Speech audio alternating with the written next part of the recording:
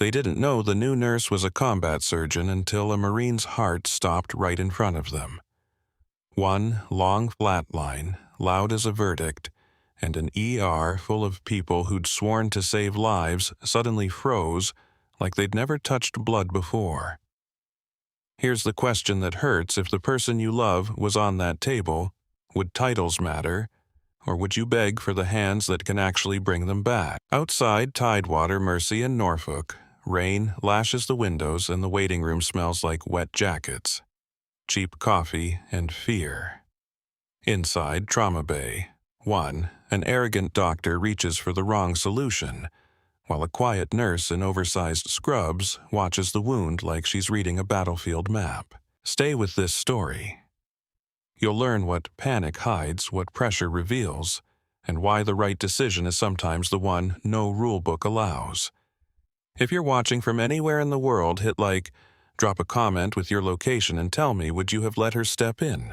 You asked whether titles would matter if the person you loved was the one fading under those lights, and Tidewater Mercy had a way of answering questions like that, without warning, without mercy, and without a clean ending. Norfolk was the kind of city that never fully slept. Even at midnight, the shipyard cranes stood like black skeletons against the clouds, and the air tasted of salt diesel and rain. The storm had been building all evening, rolling in from the Chesapeake like something with a grudge. It slapped the hospital windows, and uneven bursts ran in rivers down the glass and blurred the parking lot into a smeared watercolor of headlights and puddles. Inside Tidewater Mercy Hospital was a different weather system entirely.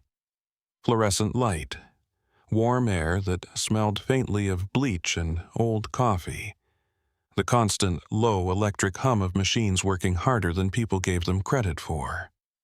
The emergency department had its own music phone rings, overhead pages, the cough of someone trying not to sound scared, the short chirp of a monitor when a heart decided to be stubborn. At the nurses' station, a shift change was happening in fragments. Not a clean swap, never a clean swap. A tech signed out of a computer. A unit secretary scribbled a note and slid it under a clipboard. A paramedic dropped off a man with a swollen hand and a look that said he was more embarrassed than hurt. The waiting room was full of wet jackets and damp hair, and that restless, brittle patience people got when they knew help was close, but not yet theirs. Hannah Cole moved through it like she belonged to the building, not the drama. She wore scrubs that hung loose on her as if she had borrowed them from someone larger. The fabric softened her outline, made her look smaller, older, forgettable. Her badge said Hannah Cole, RN in plain block letters, and it swung against her chest like a small weight. Her hair was pinned tight at the back of her head, not fashionable, not careless, not inviting conversation. When she walked, she did not rush, but she did not waste motion either. She went where she needed to go, did what needed doing, and disappeared again into the flow. That was the trick of working nights. You could become a shadow if you wanted to. The charge nurse, a hard-eyed woman named Marla Jenkins, called out names and room numbers like a conductor with a short temper. Hannah nodded when her assignments were handed to her. Bed 9, abdominal pain. Bed 12, elderly, fall on blood thinners. Bed 6, detox, restless and loud. 2 hallway patients waiting for beds upstairs that did not exist. Marla glanced at Hannah's face the way people glanced at a clock. Quick functional. Cole, you got 12 and 9. Keep an eye on 6. Security is tied up with a guy in triage who thinks we're hiding his wallet. Hannah answered without lifting her voice. Copy. She stepped behind the counter and pulled up the charting system. Her fingers moved fast, sure, like they had learned long ago not to hesitate. She updated vitals, scanned medication orders, checked allergies, confirmed lab draws. She did it all with the same calm expression, the same quiet breathing, the same steady shoulders. No sighing, no eye-rolling, no performance. A young nurse slid in beside her with a paper cup of coffee and wide-awake eyes that had never learned to look tired. Lily Nguyen. New to nights, new to chaos, still wearing hope like it was part of the uniform. Lily leaned close and lowered her voice as if the hospital might overhear. You're on 12, too. The lady with the fall. Hannah glanced at the screen. Mrs. Hollis, yes. She's sweet, Lily said. She keeps apologizing for bleeding. Hannah's mouth twitched, not quite a smile. People apologize for everything when they're scared. Lily watched Hannah for a second, studying the way she held herself. You don't do that. Hannah kept her eyes on the monitor. Do what? Apologize or panic. You're always even. Hannah clicked through lab results. Platelets low. INR elevated. Not dangerous yet, but not nothing. Even is easier. Lily took a sip of coffee and made a face. This tastes like it was brewed in a boot. It was, Hannah said, and this time the smile almost showed. Lily grinned, relieved to see something human. Then her eyes flicked down the hall toward the physician's workroom, and the grin faded. He's here, Lily murmured. Dr. Bryce Halstead emerged from the workroom as if he had been released onto a stage. He was tall, dark hair, neat white coat, crisp. His stethoscope was draped around his neck like a symbol, not a tool. He had the posture of someone who had never been told no in a way that mattered. He walked straight toward the nurse's station, eyes scanning for something to correct. He found Hannah. Cole, he said, sharp and casual at the same time. Where's the chart for bed 7? Hannah did not flinch. Bed 7 discharged 30 minutes ago. Halstead's eyes narrowed as if reality had inconvenienced him. Then bed 8. The chest pain. Bed 8 is not chest pain, Hannah replied. She turned her screen slightly so he could see. He's gastroesophageal reflux. His troponins are negative. EKG is normal. He's waiting on discharge paperwork. Halstead stared at the screen, then at Hannah, as if she had crossed a line by being right. He said, "Don't think for me. Just do what you're told." Lily's jaw tightened. She opened her mouth. Hannah spoke first voice, still level. "The discharge papers are printing." Halstead leaned in closer, lowering his own voice, making it intimate in the way a threat could be intimate. "Listen, Cole. Nights are simple. You do your tasks. You don't editorialize. You don't advise. This is not the Marines." The words landed like he had thrown something and expected it to bounce. For the first time, Hannah's eyes lifted fully to his face. Not angry, not scared, just direct. Halstead held her gaze for half a heartbeat, then looked away as if he had won something by not blinking. He turned to Lily as if she were a prop. "Nguyen, get me the portable ultrasound. And tell radiology to stop dragging their feet." Lily swallowed her irritation and nodded. "Yes, doctor." Halstead walked away, coat trailing behind him, and Lily exhaled through her nose like steam. "I hate him," Lily whispered. Hannah returned her attention to the screen. "Don't." Lily frowned. "Don't what?" "Don't hate him." Hannah's fingers kept moving. "It takes energy." Lily leaned on the counter, voice tight. "He talks to you like you're disposable, like you're not even a person." Hannah did not look up. "He talks to everyone like that. Some people need the world to be smaller than them." "That's not an excuse," Lily said. "It isn't." Hannah agreed. Lily stared at her, trying to find the crack. "How do you do it?" "Do what?" "Stand there and take it." Lily's voice broke a little. "If he spoke to me like that, I'd report him." "I would." Hannah's hands paused for the briefest moment, then resumed. "HR protects the hospital, Lily." Lily blinked. "Not us." "Not us," Hannah said quietly. A call bell chimed down the hall. A patient shouted for water. Somewhere behind a curtain a man groaned, like he was trying not to admit he hurt. Hannah stood, grabbed a blood pressure cuff, and headed toward the bed 12. Mrs. Hollis lay on her side with a bruised cheek and a thin line of blood at her hairline dried into her gray hair like rust. Her eyes were watery, embarrassed. "I'm sorry," she said immediately. "I'm making a fuss." I slipped. I wasn't paying attention. Hannah pulled on gloves, checked the dressing, and spoke the way you spoke to someone who needed their nervous system to calm down. "You didn't choose to fall," Hannah said. "And you're not making a fuss. You're bleeding, and you're on blood thinners. That is worth attention." Mrs. Hollis sniffed. "My husband always said I'd fall one day." Hannah adjusted the pillow behind her head. "Did he say what you'd do after?"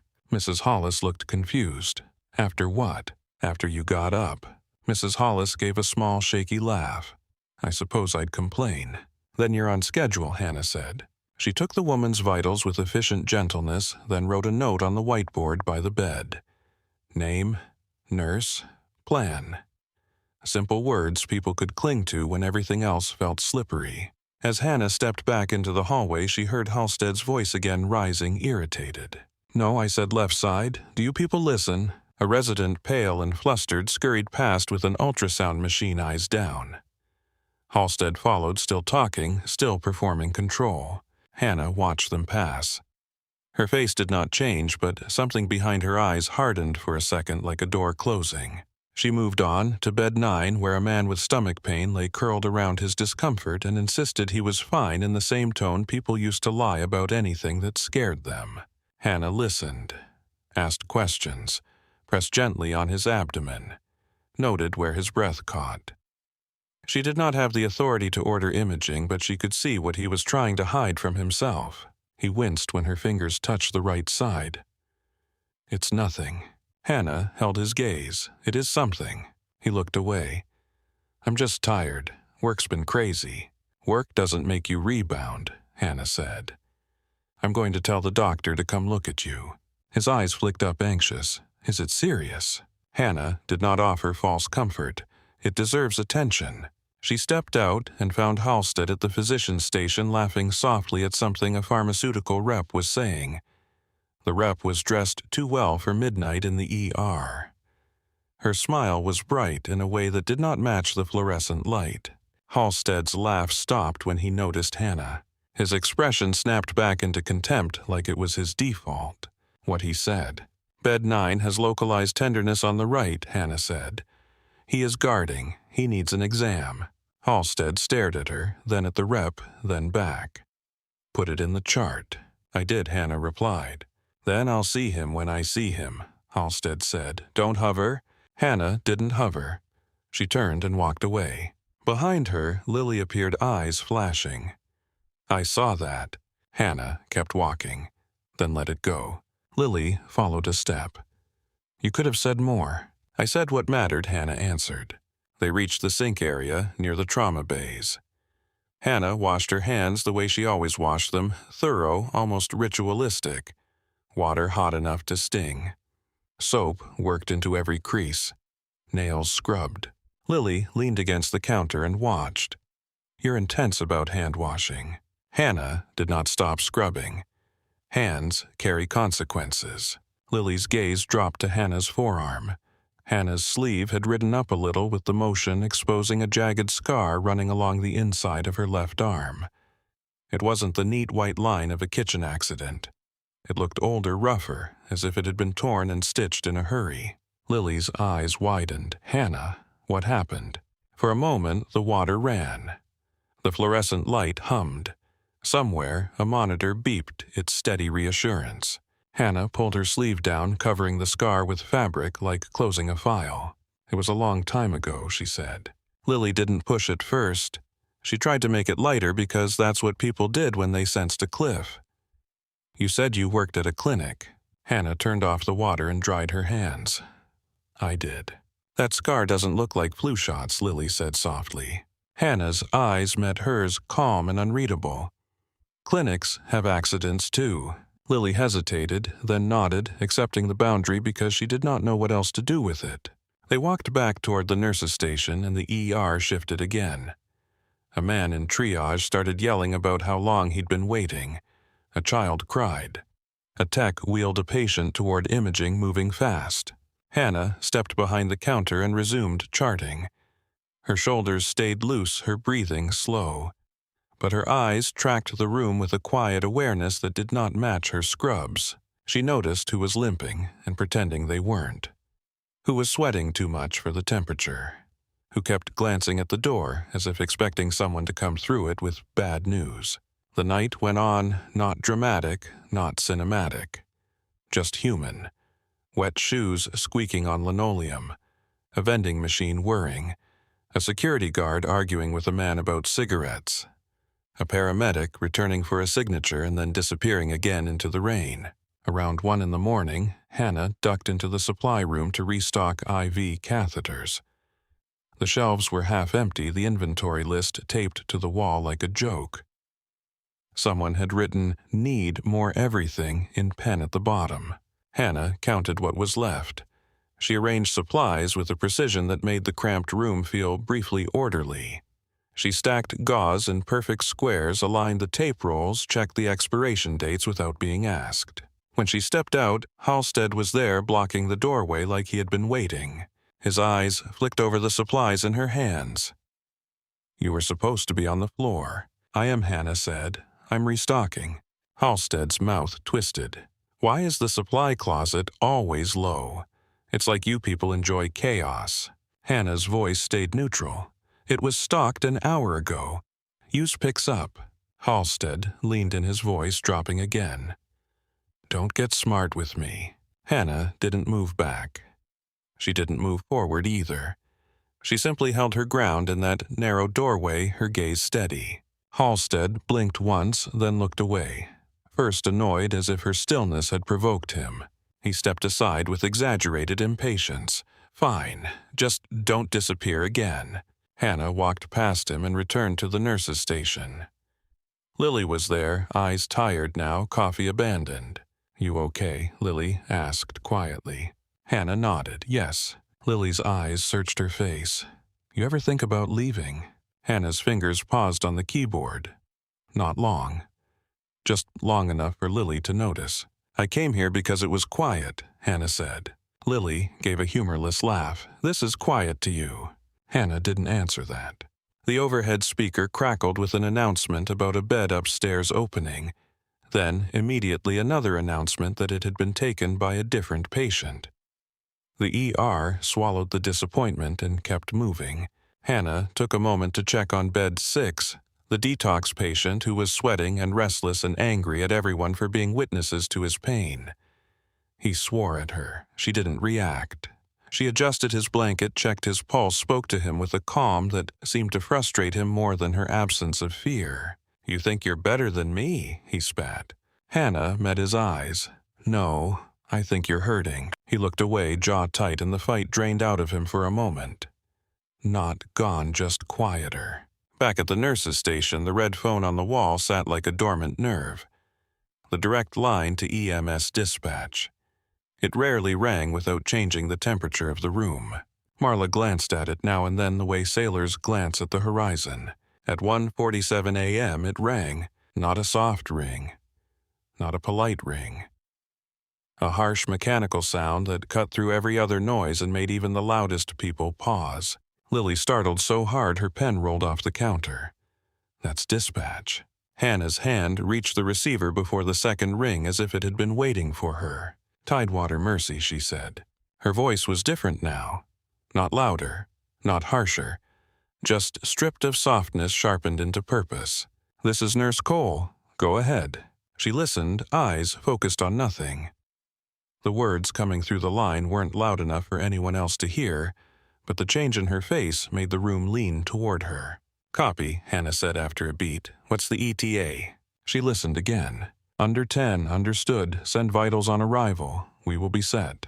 She hung up and turned to the room. Marla straightened. "What do we have?" Hannah didn't waste breath. Multi-vehicle collision on E264. 3 incoming.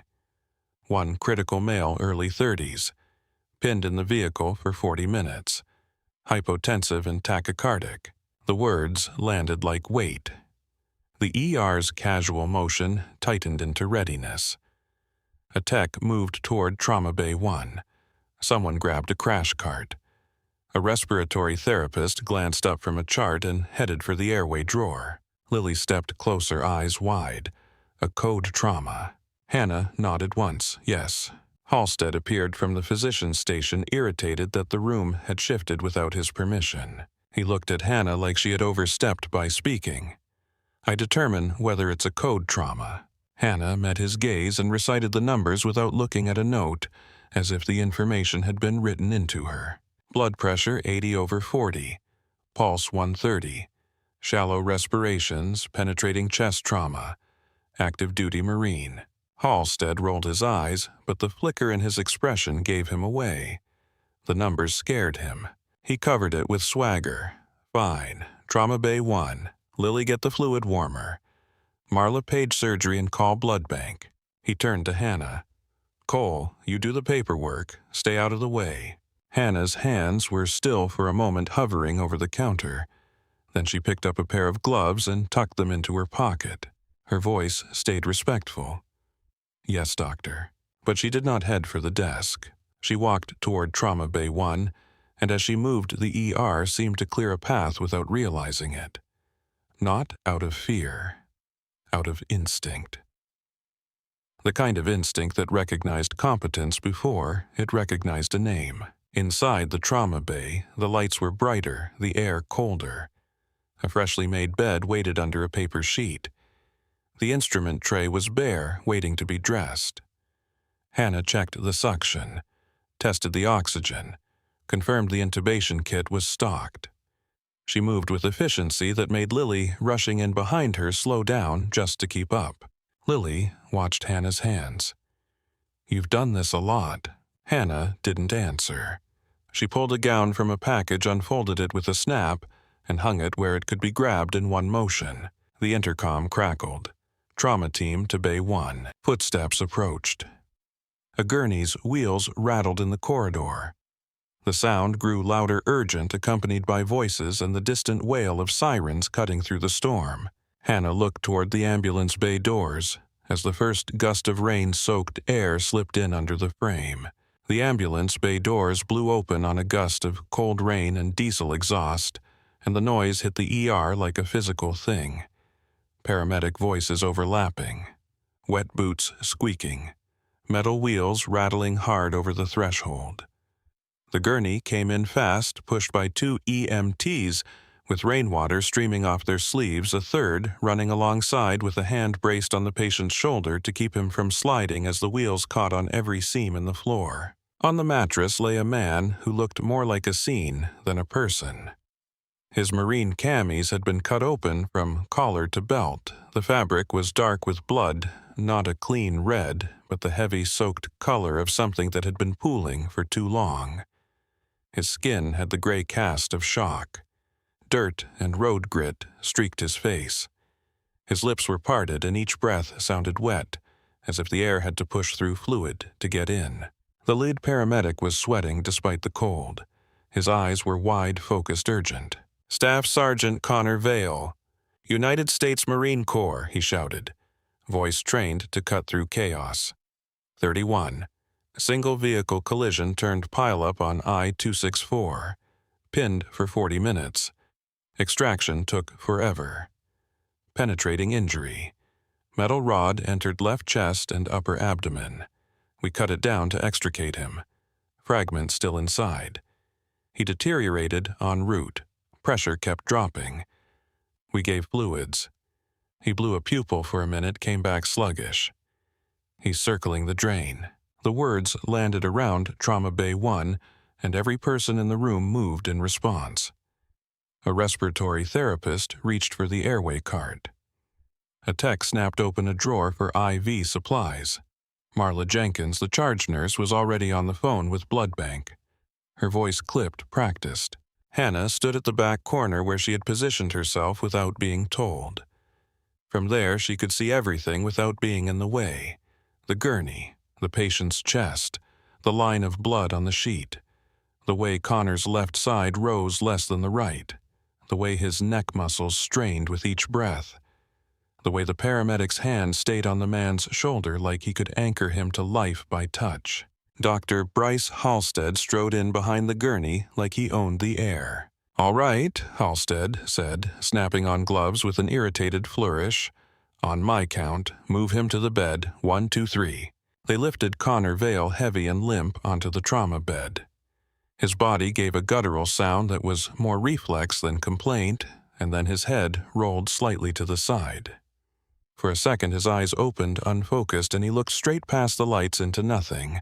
Lily. Ewan flinched when she saw the blood on his collarbone and the faint tremor in his hands. She swallowed and stepped closer anyway because fear did not excuse leaving. Halstead leaned in over the patient, penlight in hand. "Airway," he called. "Patent," the respiratory therapist replied, already positioning the mask. "But he's tiring." Halstead shined the light into Connor's eyes. Left pupil sluggish. Right reactive. Breath sounds. A resident pushed a stethoscope to Connor's chest. "Dr. Samir Desai, second-year smart, but still young enough to be rattled by real blood." Diminished on the left, Desai said, voice tight. "Crepitus. Could be hemo or pneumo." Halstead nodded quickly, too quickly. "Chest tube tray. Now, 2 units O negative. I want massive transfusion protocol ready." Marla's voice carried from the phone. "Blood bank, I need O negative in trauma 1, now." Hannah's eyes stayed on Connor. She watched the pattern of his breathing, not just the movement but the struggle behind it. The right side of his chest expanded and fell. The left side lagged and then snapped back as if something inside was pulling against it. The skin at the base of his throat rose and fell with an effort that didn't match the numbers on the monitor. A tech called out. "Pressure is 82/46. The pulse oximeter beeped, sat 91, dropping. Halstead heard the numbers, but his focus narrowed to the one path he felt confident in. He reached for the chest tube kit as if it was a life raft. Hannah looked at Connor's neck again. The veins stood out in thick cords too prominent for someone bleeding this much. She leaned slightly forward, and in that subtle shift her whole body became still alert. Jugular venous distension. She watched the monitor. The pulse pressure was narrowing. The rhythm was fast, but the waveform looked thin, like the heart was sprinting on empty. She listened not with the stethoscope, but with her eyes. The way the skin around his mouth had a bluish tint. The way his chest wall moved like it was working against a constraint. The way his hands were beginning to cool. Halstead lifted the scalpel. "We decompress the chest, restore ventilation. Desai, you assist." Desai nodded too fast. "Yes, doctor." Lily glanced at Hannah, caught the expression on her face, and felt a cold worry ripple through her stomach. Hannah stepped one pace forward, still controlled voice low, so it did not sound like a challenge. "Dr. Halstead." Halstead did not look up. No. Cole, back. Hannah did not raise her voice. She didn't need to. Look at his neck. Listen again. His heart sounds. Halstead finally looked at her, eyes flashing. "I told you to do paperwork. Stay out of the way." Hannah held his gaze for a beat, then looked at Connor, not Halstead. "He's not just bleeding into the chest. He's compressing." Desai frowned, confused, and leaned in again with the stethoscope. He moved it to the left, then the right, and his brow furrowed. "Muffled," he said, uncertain. "I think they're muffled." Halstead snapped sharp. "It's a trauma bay. Everything is muffled. We need a chest tube." Hannah's tone stayed steady. "If you place that tube without addressing the pressure around the heart, you will not fix the problem." Halstead laughed, once a short sound that had no humor. "You are a nurse." Hannah answered him without heat. "Yes." Halstead leaned closer, voice turning crueler because people got cruel when they were scared and proud. Then wiped the blood off the floor and let the adults work. Lily's hands tightened around the IV start kit. She wanted to say something. She wanted to stop this. But the room was moving too fast and hierarchy had a gravity of its own. Hannah spoke again, still controlled, still low, but with a precision that cut through the noise. "Tamponade." Halstead's face tightened. "Stop." Hannah kept her eyes on the patient. "Hypotension. Jugular venous distension. Muffled sounds. He has penetrating trauma. The sac around the heart fills with blood and strangles the pump." Desai's eyes widened, the pieces clicking together. "Beck triad." Halstead's jaw flexed. "Beck triad is for textbooks, Desi. It's physiology," Hannah said, quiet but firm. Halstead turned to Desai as if Hannah had not spoken. "Prep the chest tube, left side. 5th intercostal.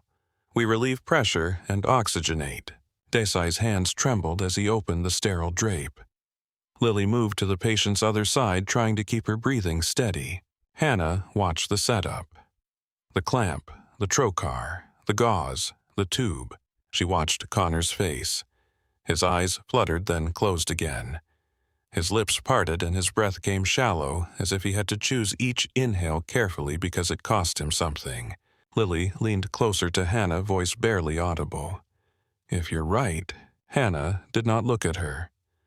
"If I'm right, we have seconds." Halstead swabbed the skin, quick and aggressive, then positioned the scalpel. "Incision," he said. The blade cut between ribs. A spurt of blood followed, dark and heavy. The monitor's beep quickened. Connor's body jerked, and a wet cough bubbled in his throat. Desai tried to steady the tube, but blood slicked the field. The suction hissed. The canister began to fill. Halstead's confidence wavered for a fraction of a second as he saw how much blood was pouring out, how fast. Then he forced his voice back into command. "Advance the tube. Clamp secure." Desai swallowed. "Yes, doctor." Hannah's eyes narrowed. The blood was venous thick, not the brisk, bright arterial bleed Halstead expected. It did not look like a chest under pressure releasing air. It looked like a body emptying itself. Connor's blood pressure dropped again. The monitor chirped with a warning tone. Marla called out numbers like she was reading a countdown. Pressure 74/38. The respiratory therapist adjusted the mask. "He's tiring. We need to intubate." Halstead said fine. "RSI, give etomidate. Give succinylcholine." Hannah's voice cut in calm but urgent. "He will crash if you sedate him now." Halstead snapped his head toward her. "That's enough." Hannah held his gaze for a heartbeat, then looked at Desai. "Listen to his chest again. Listen to his heart." Desai did, and his face changed. It wasn't just muffled now. It was distant, as if the heart were behind a closed door. Desai looked up at Halstead, eyes pleading. "Doctor." Halstead saw the fear, and fear offended him. "Do your job." Connor's eyes opened again, unfocused, and for the briefest moment they locked on Hannah. Not recognition, not understanding. Just a human animal reaching for something stable. Hannah leaned in close enough that her voice could reach him through the fog. "Connor, stay with me." His lips moved, but no sound came out. The monitor beeped again, then again, and the rhythm began to fray. The waveform fluttered like a flag in a storm. A text said, "Pulse is thready." Halstead barked, "Push fluids." Marla replied, running wide open. Lily's hands moved fast, connecting tubing, spiking a bag, her fingers slippery with sweat inside her gloves. Connor's chest heaved once, then stuttered. His head rolled slightly. The skin around his mouth turned a shade darker. Desai looked at the monitor, then at Connor, and his voice cracked. "We're losing him." Halstead, for the first time, sounded unsure. "What's his rhythm?" The monitor answered before anyone could. The line turned jagged, chaotic. The machine screamed in a different tone, the sound of a heart no longer coordinating the sound of electrical panic. "VFIB," Lily whispered, horrified. Desai's eyes went wide, no pulse. Halstead's voice rose. "Start compressions. Get the pads on. Charge to 200. Desai climbed onto the step stool, hands on Connor's sternum, and started compressions. Connor's body bounced under the force. The sound of ribs flexing made Lily's stomach twist. The defibrillator charged a rising whine that sounded like an argument with death. Hannah moved forward one step, then another, and her voice came out louder than it had all night. Not angry, not emotional, command. "Stop." The word cut through the room and landed like a slap. Desai froze mid-compression, startled. The defibrillator's whine held steady. Halstead stared at her as if he could not believe she had spoken. Halstead's face flushed red. "Security," he shouted toward the doorway. "Get her out." 2 security guards appeared at the trauma bay entrance, drawn by the noise and the panic. They hesitated, taking in the scene. Blood everywhere. A Marine on the table. Doctors shouting. A nurse stepping forward like she belonged in the center of it. Halstead pointed at Hannah with a shaking gloved hand. "Remove her, now." Hannah did not look at the guards. She looked at Connor. The monitor's chaotic rhythm flickered, then collapsed into a single long tone that filled the bay and swallowed everyone's voices. Flatline. The room went still for half a second, the kind of stillness that happened when people realized they had run out of time. Halstead's voice cracked. "Resume compressions. Clear, clear." Hannah stepped to the bedside and put her hand on Desai's shoulder firm enough to stop him without violence. "No," she said, and her tone made the word absolute. "Compressions will not fill a heart that cannot expand. Shock will not fix a heart that is being strangled." Halstead's eyes went wild. "You are not in charge here." Hannah's gaze stayed on Connor's chest. "You are treating electricity. He is dying from pressure." Lily stood frozen, the crash cart drawer open in front of her. She looked from Halstead to Hannah, and something in her expression changed from fear to decision. Halstead took a step toward Hannah, voice rising into a thin, desperate rage. "Step back. You are fired. Do you understand me?" Fired. Hannah did not move back. She reached toward the instrument tray, and her fingers closed around a fresh pair of gloves. Her hands did not shake. The security guards shifted closer, uncertain, caught between an order and a presence they could not name. Hannah slid the gloves on with a smooth precision, eyes locked on the wound, on the mechanics of what was happening under skin and bone. Halstead grabbed for the clock on the wall with his eyes searching for something official to cling to. "Time of death," he started to say. Hannah's voice dropped calm and lethal. "Not yet."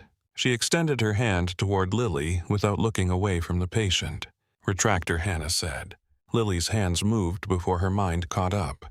She snatched the rib spreader from the tray and placed it into Hannah's open palm. The metal was cold.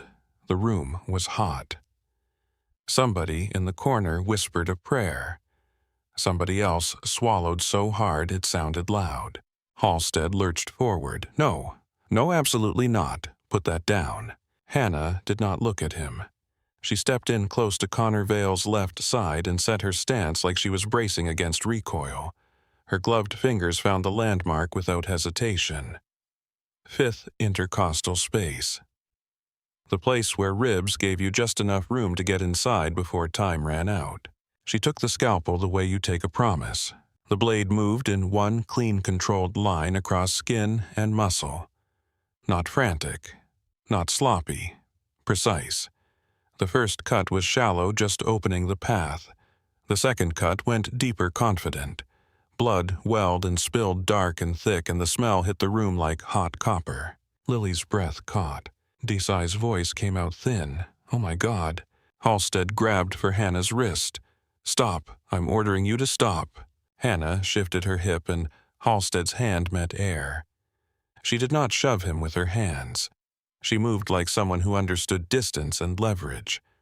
Halstead stumbled back half a step, stunned that he had been displaced so easily. The security guards edged forward, still unsure. Hannah looked up at them for the first time. Her eyes were calm, but there was something behind them that made both men pause, as if they had just realized this was not a normal workplace argument. "Hold the door," Hannah said. It was not a request. It landed like an assignment. One guard found himself nodding before he understood why. Hannah slid her fingers into the incision and felt for the ribs. She switched to trauma shears cut through intercostal muscle with quick, efficient snips, then widened the space with her hands. She moved as if she had done it 100 times in places far worse than this, under light that flickered with dust in the air, with someone screaming outside. She took the rib spreader from Lily and placed it with practiced certainty. She cranked the handle. Bone protested. The chest opened. The room gasped as one. Inside was chaos. Blood, shimmering tissue, the slick, dark glisten of a body fighting to hold itself together. Hannah's face did not change. "Suction," she said. Lily shoved the suction tip into her hand, and Hannah cleared the field with 2 quick sweeps. The suction canister filled with a rapid, wet rhythm. Desai stood frozen at Connor's head, palms hovering like he was afraid to touch anything and make it worse. Halstead's voice cracked as he tried to pull authority out of panic. "This is illegal. This is insanity. You are not a surgeon." Hannah spoke without looking at him. Then be useful. Call surgery. Call Kerrigan. Halstead flinched at the name as if it burned. Hannah leaned in, eyes scanning. She found it in seconds. The pericardium was bulging taut and bruised purple, a balloon stretched too far, compressing what it was meant to protect. The heart beneath was trapped in a tight sack of blood, strangled by its own injury. Hannah breathed out one slow. Tamponade, she said, not to prove a point, but to name the enemy. She picked up trauma scissors. Halstead shouted, "If you cut that and he bleeds out, that is on you." Hannah's voice stayed flat. "If I do not cut it, he stays dead." She lifted the pericardium with forceps and made a careful snip, then extended the opening with another controlled cut, angled to avoid the phrenic nerve. A thick old rush of blood poured out like a dam breaking, and the pressure in the cavity changed instantly. You could feel it even across the room, the way the air shifted when something trapped finally had somewhere to go. Beneath Hannah's gloved hand, Connor Vale's heart gave a small, weak flutter. Lily made a sound that was half sob, half laugh. Desai's eyes went wide. It moved. "It is trying," Hannah said. She reached in with her left hand and placed her palm around the heart. Not gentle, not brutal. Firm. Certain. Like she was holding a struggling animal still long enough to save it. "Epinephrine," she said. Marla snapped crash cart, now. Lily was already at the cart, hands shaking as she drew the dose. She pushed it into the line. "Epi," and Lily said, voice breaking. Hannah began internal cardiac massage, rhythmic compressions directly on the heart, guiding it into motion the way you guide a stubborn engine back to life. Her shoulders stayed relaxed. Her hands did the work. She did not plead. She did not bargain. She simply acted, breath-steady eyes locked on the tissue in her grasp. "Come on," she murmured low enough that only Connor could hear, if he could hear anything at all. "Stay with me." The monitor remained flat. One long tone that made everyone's skin crawl.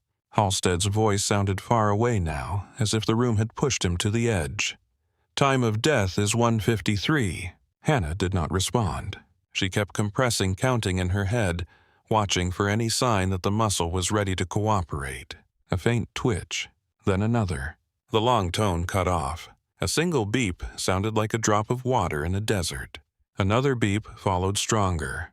The green line on the monitor crawled into a rhythm.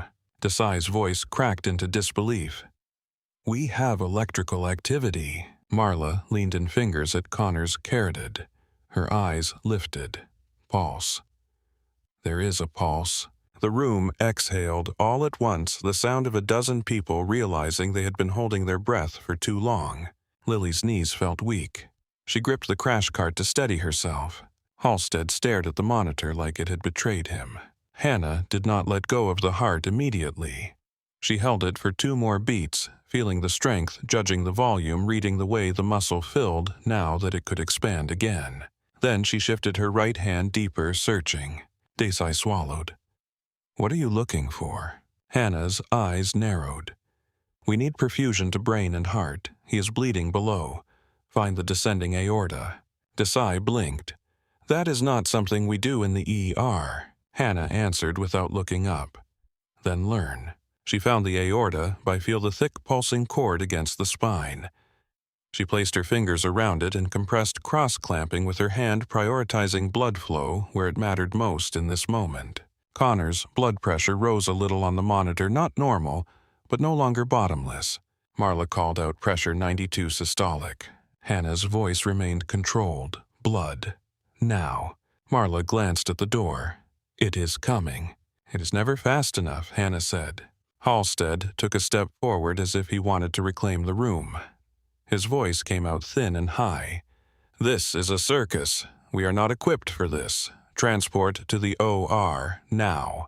Hannah finally looked up at him. Her face was spattered with blood. Not a lot, but enough to mark her as someone who had been inside the problem. Her eyes were steady in a way Halstead's were not. "Call the OR," she said, "and tell them we are coming with an open chest." Halstead's jaw dropped. "That is not possible." Hannah's voice did not change. "It is happening." She looked to Lily. "Get 2 units O negative. Tell blood bank the patient is exsanguinating. Tell them we need massive transfusion now. Lily nodded, hard voice shaking. Yes. Hannah glanced at Desai. Keep the airway stable. Do not let him buck. Keep his pressure up. Do not push sedatives that drop his tone. Desai swallowed. Yes. Hannah's gaze swept the room like a checklist. Sterile drapes. Pack the cavity. Prepare to move. The trauma team moved because there was nothing else to do but move with her. Even Halstead found himself obeying hands, grabbing supplies, voice-barking orders he barely understood, as if compliance could disguise the fact that he had been sidelined. Transport arrived with a gurney built for movement, not for surgery. They stared at the open chest and hesitated. Hannah climbed onto the bed, straddling Connor's legs to keep her hand inside the thoracic cavity, maintaining the aortic control and the pericardial opening as the team prepared to roll. You cannot ride with him like that, a transporter blurted. Hannah's eyes flicked to him. Do you want him alive when we arrive? The transporter shut his mouth. The doors to Trauma Bay 1 opened, and the group surged into the corridor. The hospital around them continued to exist, unaware for a moment. A child with a bandaged wrist watched with wide eyes. A man in a plastic poncho stepped back. A janitor froze with a mop mid-stroke. Connor's open chest passed them like a nightmare on wheels, and at the center of it was Hannah Colehands inside a Marine, keeping him alive by force of will and skill. They reached the elevator. The doors opened. The air inside was too small. Hannah kept her gaze on the patient. Move, she ordered. They moved. In the operating suite under brighter lights and cleaner air, the shock of what had happened did not lessen. It sharpened into focus. The OR team stared as the trauma bed came through the doors. A scrub nurse with decades in her eyes raised her brows. An anesthesiologist stepped forward, gaze darting to the open chest to Hannah's hands to the monitor. Who is the surgeon? The anesthesiologist demanded. Halstead opened his mouth. Hannah spoke first. Call Dr. Miles Kerrigan, now. The anesthesiologist hesitated. Kerrigan is not on call. Call him, Hannah repeated, and her tone made the room listen.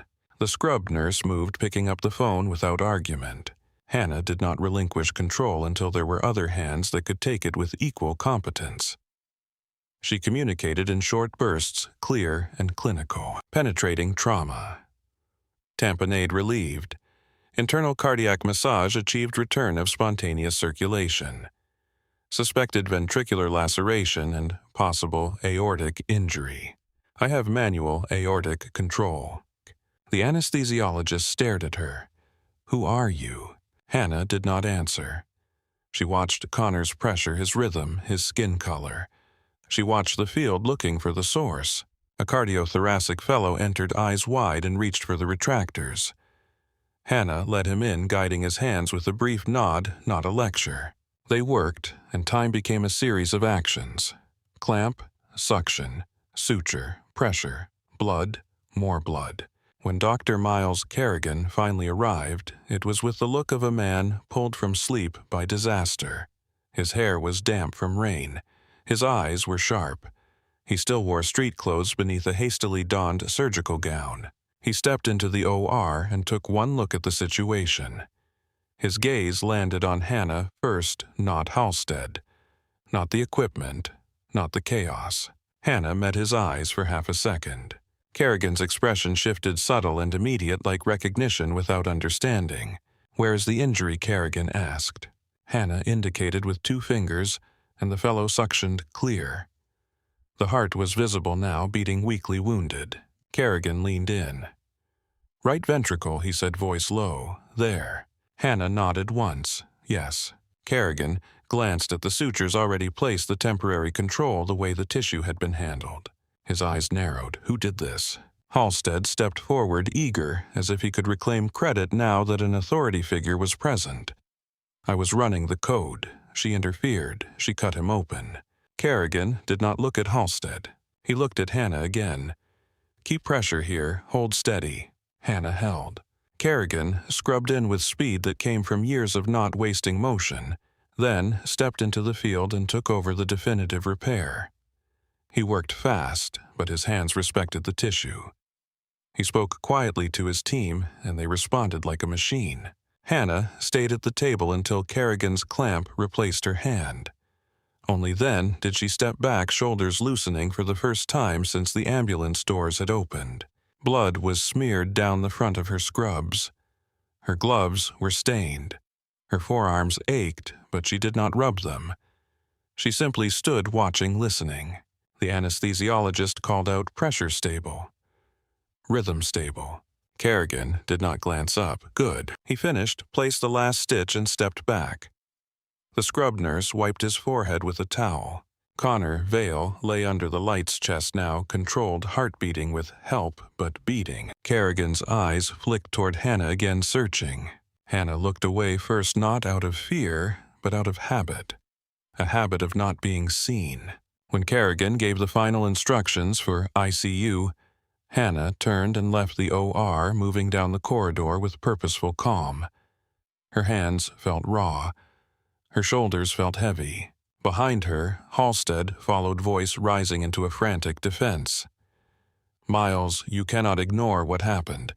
She assaulted my resident. She performed surgery without credentials. This is going to destroy us." Kerrigan did not stop walking. "Where's the patient?" "In recovery." ICU, Halstead said quickly, as if the status could vindicate him. "But he is critical. We do not even know if he will make it." Kerrigan stopped outside the ICU doors. A nurse inside was adjusting lines, checking monitors. Connor lay pale but stable, ventilator moving his chest in a steady rise and fall. Kerrigan's voice came out gravelly. "He is alive." Halstead's lips parted. Yes, but the liability. Kerrigan turned slowly to face Halstead. His eyes were tired, but there was steel beneath the tired. "You are talking about paperwork," Kerrigan said. "When a Marine nearly died in your hands." Halstead flushed. "I followed protocol." Kerrigan's gaze sharpened. "You followed your comfort." Halstead's mouth opened, then closed. Kerrigan turned away and walked back toward the emergency department because questions did not wait until morning in a hospital like this. Hannah reached the elevator, pressed the button, and watched the doors reflect her face back at her. Blood on her jaw she had missed. Hair still pinned tight. Eyes that looked older than her badge suggested. The elevator doors opened. Inside was Lily Nguyen, holding a small stack of blood-soaked towels, her face pale. Lily looked Hannah up and down as if seeing her for the first time. "You saved him," Lily whispered. Hannah's voice stayed quiet. "He is not safe yet." Lily swallowed. "Dr. Halstead is calling the police." Hannah nodded once, as if this had been part of the calculation from the moment she touched the scalpel. "Yes." Lily's eyes filled not quite tears, something more complicated. "They are going to arrest you." Hannah stared straight ahead as the elevator descended. "Maybe." Lily's voice tightened. "Why would you do it if you knew?" Hannah did not answer at first. Then she said, "Because he was dying." The elevator opened to the emergency department, and the air hit them warmer, louder, full of the hospital's ongoing life. The nurses' station was crowded now. 2 uniformed police officers stood near the counter, notebooks out, looking uncomfortable in a place that smelled like antiseptic and fear. Officer Tessa Ward, hair pulled back tight, eyes scanning the room. Officer Caleb Stroud, broader, younger hand resting near his belt out of habit. Franklin Shaw, the hospital administrator, hovered near them, sweating through his dress shirt, trying to look authoritative and failing. Halstead stood at the center of it all, animated, talking fast, shaping the story with the desperation of a man trying to outrun his own incompetence. She snapped Halstead was saying, "We were running ACLS perfectly." Then she shoved my resident and performed an invasive procedure. She cut him open. It was barbaric. Officer Ward's eyes flicked to the bloody tray on the counter, the scalpel handle, the retractor. The suction tubing stained dark. Officer Stroud's jaw tightened. A nurse did that. Halstead nodded, hard, eager. "Yes, she is dangerous. She assaulted staff. She practiced medicine without a license." Lily stepped forward, voice shaking. "She got a pulse back. He was dead, and she got it back." Halstead spun on her. "You are not helping." Hannah stepped into view and the room shifted. The nurse's station went quieter, not silent, but softened like people did not want to be caught breathing at the wrong time. Hannah's scrubs were stained dark from the waist down. Her hands were scrubbed raw and pink, but there was still blood at the cuticles where soap could not erase what had happened. Officer Ward stepped forward, professional and cautious. "Ma'am, I need you to step away from the counter." Hannah looked at the officer, assessing her the way she had assessed Connor, detached and precise. Not resisting. Officer Stroud's hand hovered near his cuffs. "Turn around and place your hands behind your back." Hannah did not move. Not defiance. Calculation. Franklin Shaw cleared his throat. "Officers, the hospital needs to make a statement. We need to show we are taking this seriously." Kerrigan appeared at the edge of the group rainwater, still clinging to his hair, his surgical cap tucked in his hand. He looked from Halstead to Hannah, then to the police. Halstead's face brightened as if he had found rescue. "Miles, tell them. Tell them she is not qualified. Tell them she endangered the patient." Kerrigan did not respond to Halstead. He walked straight to Officer Ward and spoke with calm authority. "The patient is in ICU. He is critical but stable." Officer Ward blinked. "Stable."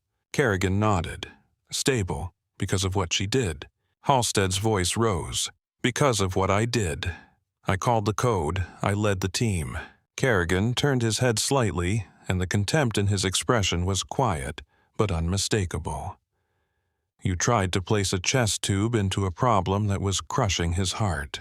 Halstead stiffened. "You cannot say that without reviewing everything." "I reviewed it with my own eyes," Kerrigan replied. "In my operating room." Officer Stroud looked between them, confused. "Doctor, are you saying the procedure was necessary?" Kerrigan's gaze flicked to Hannah's hands. "I am saying it was done with skill that most surgeons never develop." Halstead sputtered. "She is a nurse." Kerrigan's voice sharpened. "Then explain how a nurse made a textbook incision, avoided major vessels, relieved tamponade, properly maintained perfusion, and delivered him to my table alive." The nurses nearby exchanged glances that held a new kind of fear, not of Hannah, but of how little they had known. Officer Ward's posture shifted from enforcement to uncertainty. "Ma'am, what is your name?" Hannah answered without hesitation. "Hannah Cole." Halstead pointed. "That is her. She is an employee. She needs to be arrested." Kerrigan took a step closer to Hannah, not threatening, but protective. "No one is arresting anyone until we understand the facts." Franklin Shaw's voice wavered. "Dr. Kerrigan, we cannot ignore the legal exposure." Kerrigan looked at Shaw like he was an insect on a surgical tray. "Legal exposure is not my concern at the moment. Human life is." Halstead's voice cracked into rage. "She attacked my resident." Desai, bruised pride and shaken nerves still visible in his face, spoke up from behind the group. "She hip-checked me, yes, because I was compressing a dead heart while she was trying to open the chest. She saved him." Halstead spun. "You are going to testify against me." Desai's eyes met his, and something hardened there, a line drawn. "I am going to tell the truth." Officer Ward lifted her hand slightly, trying to calm the room. "We still have an allegation of practicing medicine without a license." Hannah's expression did not change. "Yes." Officer Stroud frowned. "You are admitting it." Hannah's eyes stayed on the officer. "I am acknowledging what it looks like." Kerrigan narrowed his eyes at her. "You did not learn that in nursing school." Hannah did not answer. Kerrigan stepped closer. Voice lower meant for her, and only her. "Who are you?" Hannah's throat moved as she swallowed. The adrenaline was fading now, leaving behind the hollow tremor that came after combat, after resuscitation, after doing what you had to do. Before she could respond, Officer Ward shifted her stance again, returning to procedure. "Mom, I am going to need you to come with us so we can take a statement." Hannah's gaze flicked to Lily, who looked like she might break. Hannah's voice stayed calm. "One call." Officer Stroud shook his head. "You can call from the station." Hannah's eyes lifted to his. "No." The single word carried enough certainty that the officer hesitated. Kerrigan looked at her sharply. Hannah. Hannah reached into her scrub pocket and pulled out a phone that did not belong in a hospital. It was not a cheap smartphone. It was heavy black, unmarked, utilitarian. It looked like something meant to work in places without cell towers and places where you did not want your location logged. The officers watched, startled. Halstead's mouth opened. "What is that?" Hannah did not answer him. She dialed without looking at the keypad fingers moving from memory. When she put it to her ear, her voice changed. Not louder. Not different in accent. Different in authority. "This is Cross," she said quietly. "I am compromised. Tidewater Mercy Hospital, Norfolk. Marine patient." I had to act. She listened, eyes fixed on nothing. "Yes," she continued. "He is alive. I see you. I need legal. I need containment now." She ended the call and lowered the phone. The emergency department felt suddenly smaller, as if the walls had shifted inward. Officer Ward stared at her. "Cross is your last name." Hannah looked at the officer and did not correct her. Kerrigan's eyes narrowed further, and for the first time he looked unsettled. Compromised from what? Hannah's gaze slid toward the exit, toward the rain and the dark beyond the glass. From staying invisible. Halstead scoffed, trying to laugh but failing. "This is ridiculous." Hannah turned her head slightly toward him, and her calm made his bluster look childish. "No one leaves this floor," she said. Franklin Shaw sputtered. "You cannot order that." Hannah looked back at him. "Lock the doors." Marla Jenkins, who had spent her life watching people collapse under pressure, moved without being told. She reached for the security phone and began issuing instructions, voice brisk, eyes wide. Lily's hands trembled as she set down the blood-soaked towels. "Hannah, what did you do?" Hannah's voice softened for the first time in hours. "I kept him alive." Officer Stroud shifted his feet, uncertainty creeping into his stance. "Ma'am, you are still coming with us." Hannah nodded once. "I will." She placed the phone back in her pocket with deliberate care as if it were a weapon. Kerrigan stepped closer. Anger and admiration tangled in his expression. "You saved him, and you are acting like this is routine." Hannah's gaze met his, tired and steady. It used to be. The overhead speaker crackled with a new announcement, distant and irrelevant. Somewhere a monitor beeped steadily. Somewhere a patient asked for water. Life continued. At the edge of the nurses' station, Halstead stood, rigid eyes darting between the officers and Hannah, trying to decide whether he still had control of the story. Hannah watched him for a moment, then looked away because he did not matter as much as what she had just set in motion. The elevator at the end of the corridor chimed, and the sound sliced through the ER like a clean incision. The elevator chimed, and every head turned toward the sound the way people turn toward thunder when the sky is still clear. The doors slid open, and 4 men stepped out in dark suits that looked wrong in a hospital at 2 a.m. Their shoes were dry. Their movements were quiet, synchronized, efficient. Each carried the same calm that seasoned trauma staff had, but their calm was sharper, colder, edged with purpose. They did not scan for a bathroom sign or ask where registration was. They scanned the room the way you scan a perimeter. The lead man was tall with a close-cut haircut and a pale scar that ran through his eyebrow like a seam. He walked straight to the nurses' station without breaking stride. Officer Ward lifted her chin. "Sir, this area is restricted." The man produced a badge so quickly it looked practiced. Officer Ward glanced down, and her expression tightened in a way that had nothing to do with irritation and everything to do with recognition. Franklin Shaw stepped forward, palms out, trying to look like he had authority over anything happening. "Who are you people?" "We have a situation." The man did not look at Shaw. He looked past him directly at Hannah. His eyes narrowed as if he were confirming a face he had not expected to see under fluorescent lights and cheap hospital paint. "Hannah," he said. Not loud, not friendly, certain. Halstead scoffed, trying to reclaim the room. "This is unbelievable. Are you her lawyer? Because I want her in cuffs." The lead man turned his head slightly toward Halstead. The movement was small, but it had the effect of dragging every molecule of air out of Halstead's confidence.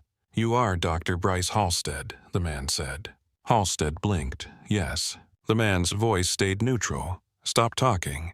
Halstead's mouth opened, then closed again, his ego scrambling for traction and finding none. Kerrigan stepped forward, eyes narrowed. "Who are you?" The man finally addressed someone else. "Owen Rusk," he said. "Department of Defense." The words landed in the ER like a new diagnosis. Officer Stroud shifted his weight, uncertain. "This is a civilian hospital." Rusk nodded once as if agreeing with the technicality. "And we appreciate your cooperation. We will need a room." Shaw's face went pale. "You cannot commandeer hospital space." Rusk's gaze flicked to Shaw for the first time. It was not threatening, it was dismissive. "We are already doing it." Rusk looked back at Hannah. "You were told to stay invisible." Hannah's expression did not change. "I was, and you did not," Rusk said. Hannah's eyes were steady. A Marine was dying. Rusk held her gaze for a beat, then turned to Kerrigan. "Doctor, status." Kerrigan did not like being questioned by anyone, especially not by men who walked into his hospital like they owned it, but his tone stayed controlled. "Staff Sergeant Connor Vale is in ICU, ventilated. Critical but stable. We repaired a ventricular laceration and controlled additional bleeding. He will need time." Rusk nodded. "Good." Halstead found his voice again, thin and outraged. "Good. Great. That does not change the fact she performed surgery without credentials and assaulted my staff." Rusk turned back toward Halstead slowly like a gun turret. "You are still talking." Halstead's face flushed. "This is my department." Kerrigan's eyes flashed. "It is my hospital." Rusk lifted his hand not to silence them with force but with authority that did not require shouting. "We are not here to debate your titles. We are here to contain a breach." Officer Ward's brows pulled together. "A breach of what?" Rusk looked at her, and for the first time his expression softened into something that resembled respect. "Ma'am, you are doing your job. I will need you to do it quietly for the next 30 minutes. Is she under arrest?" Officer Ward asked, nodding toward Hannah. Rusk's answer was careful. "Not by you." Officer Stroud stiffened. "That is not how this works." Rusk's gaze stayed on him. "It is tonight." Shaw's hands trembled. "This is going to be a media nightmare." Kerrigan's jaw tightened. Worry about the patient. Rusk turned slightly toward one of his men. "Conference room, 4th floor. Secure it. No phones." The man nodded and disappeared as smoothly as he had appeared. Rusk looked back to Hannah. "You are coming with me." Hannah nodded once. "I know." Lily stepped forward, unable to stop herself. "What is happening?" "She saved him." Rusk's eyes flicked to Lily, reading her in a second. "You assisted." Lily swallowed. "Yes." Rusk gave a small nod as if that mattered. "You will stay here. Do not repeat what you saw. Do not post. Do not talk to anyone you do not trust." Lily's voice shook. "People are already talking." Rusk's gaze slid over the waiting room where patients pretended not to listen and failed. "Then listen carefully. If anyone approaches you, you direct them to hospital administration and you say nothing else." Halstead laughed brittle. "This is absurd. You cannot gag my staff." Rusk looked at Halstead again. "Stop talking." Hannah stepped away from the counter. Officer Ward watched her closely, but Hannah's hand stayed open, visible. She moved like someone who had nothing to prove. Kerrigan fell into step beside Hannah as they walked toward the elevators. "I do not know what you are," he said low. Hannah's eyes stayed forward. "Neither do I." Kerrigan's voice tightened. "I saw your technique. I saw how you handled tissue. That was not improvisation." Hannah did not answer. They reached the elevator bank. 2 of Rusk's men were already there, positioning themselves without blocking traffic but controlling it anyway. A nurse with a clipboard approached. saw the suits, hesitated, then turned away. The elevator doors opened, and they stepped in. The ride to the 4th floor was silent except for the hum of cables and the distant sound of an overhead page calling respiratory to triage. Life continued below them. This cabin felt separate, sealed. Rusk watched Hannah in the reflection of the stainless steel wall. "You scrubbed your hands raw," he said. Hannah flexed her fingers once, feeling the sting. Habit. "You used the cross call sign," Rusk said. "It was faster," Hannah replied. Rusk's eyes stayed on her. It was also a declaration. Hannah's gaze finally met his. "You would have come either way." Rusk did not deny it.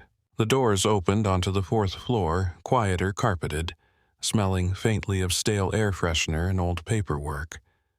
The conference room door stood open, lights on inside. One of Rusk's men was already sweeping the room with a device in his hand, checking corners, checking vents, checking for anything that did not belong. Franklin Shaw followed them in sweat shining at his temples. "You cannot hold meetings in my hospital at this hour." Kerrigan turned his head. "You are lucky they are holding a meeting instead of shutting us down." Shaw's face reddened. "This is a community hospital. We have donors. We have a board." Rusk sat at the head of the long table without asking. His men took positions by the door and near the windows. Officer Ward and Officer Stroud hovered near the entrance, unsure whether they were guarding Hannah or being kept. Hannah remained standing for a moment, then sat in the chair opposite Rusk. She did not remove her stained scrubs. She did not attempt to clean herself for appearance. She looked exhausted, but her eyes stayed awake. Halstead pushed into the room, face flushed with righteous outrage. "Good, finally. I want this documented. I want charges filed. I want her removed from this hospital." Rusk opened a slim folder and slid it across the table toward Halstead. Halstead snatched it, flipping it open with impatient fingers. His eyes moved down the page. His confidence faltered. He looked up. "This is not her." Rusk's voice remained calm. "It is." Halstead shook his head, scanning the page again like he could argue with ink. "Her name is Hannah Cole. She is a nurse. She was hired through staffing." Kerrigan's eyes narrowed as he leaned forward. "What are you showing him?" Rusk slid a second sheet toward Kerrigan. It was a military identification photo, younger, harder dust on the face, eyes the same. The name beneath it did not match the badge Hannah wore downstairs. Kerrigan's breath slowed. Hannah Cross. Hannah watched the table surface, not the photo. Rusk spoke with controlled precision. "Lieutenant Colonel Hannah Cross, Medical Corps. Special Operations Surgical Augmentation. Clearance level above anything this room needs to discuss." Halstead let out a strangled laugh. "No. No, that is not possible." Kerrigan's gaze stayed locked on the photo. "It explains the incision." Shaw's voice came out thin. "You are telling me we hired a lieutenant colonel as a nurse?" Rusk did not blink. "You hired a nurse? That is what your system recorded. That is not what she is." Officer Ward's expression tightened. "If she is military, that does not mean she can operate in a civilian hospital without privileges." Rusk nodded once. "Correct, that is why we are here." Halstead leaned forward, clinging to the one lifeline he still thought he had. "Exactly. She committed a felony. She assaulted staff. She should be in cuffs." Rusk looked at him, and the calm in his eyes made Halstead's anger look childish. "She saved an active-duty Marine who would be dead if you had continued. Your actions are under review." Halstead's face drained. Under review by who? Rusk's answer landed like a hammer. "By people who do not care who your father knows." Kerrigan's jaw tightened at the mention, confirming what Hannah had sensed earlier. Halstead was connected. Everyone knew it. In hospitals, connections were a second bloodstream. Shaw stammered, "This is going to destroy us." Rusk's gaze flicked to Shaw. "You are worried about your building.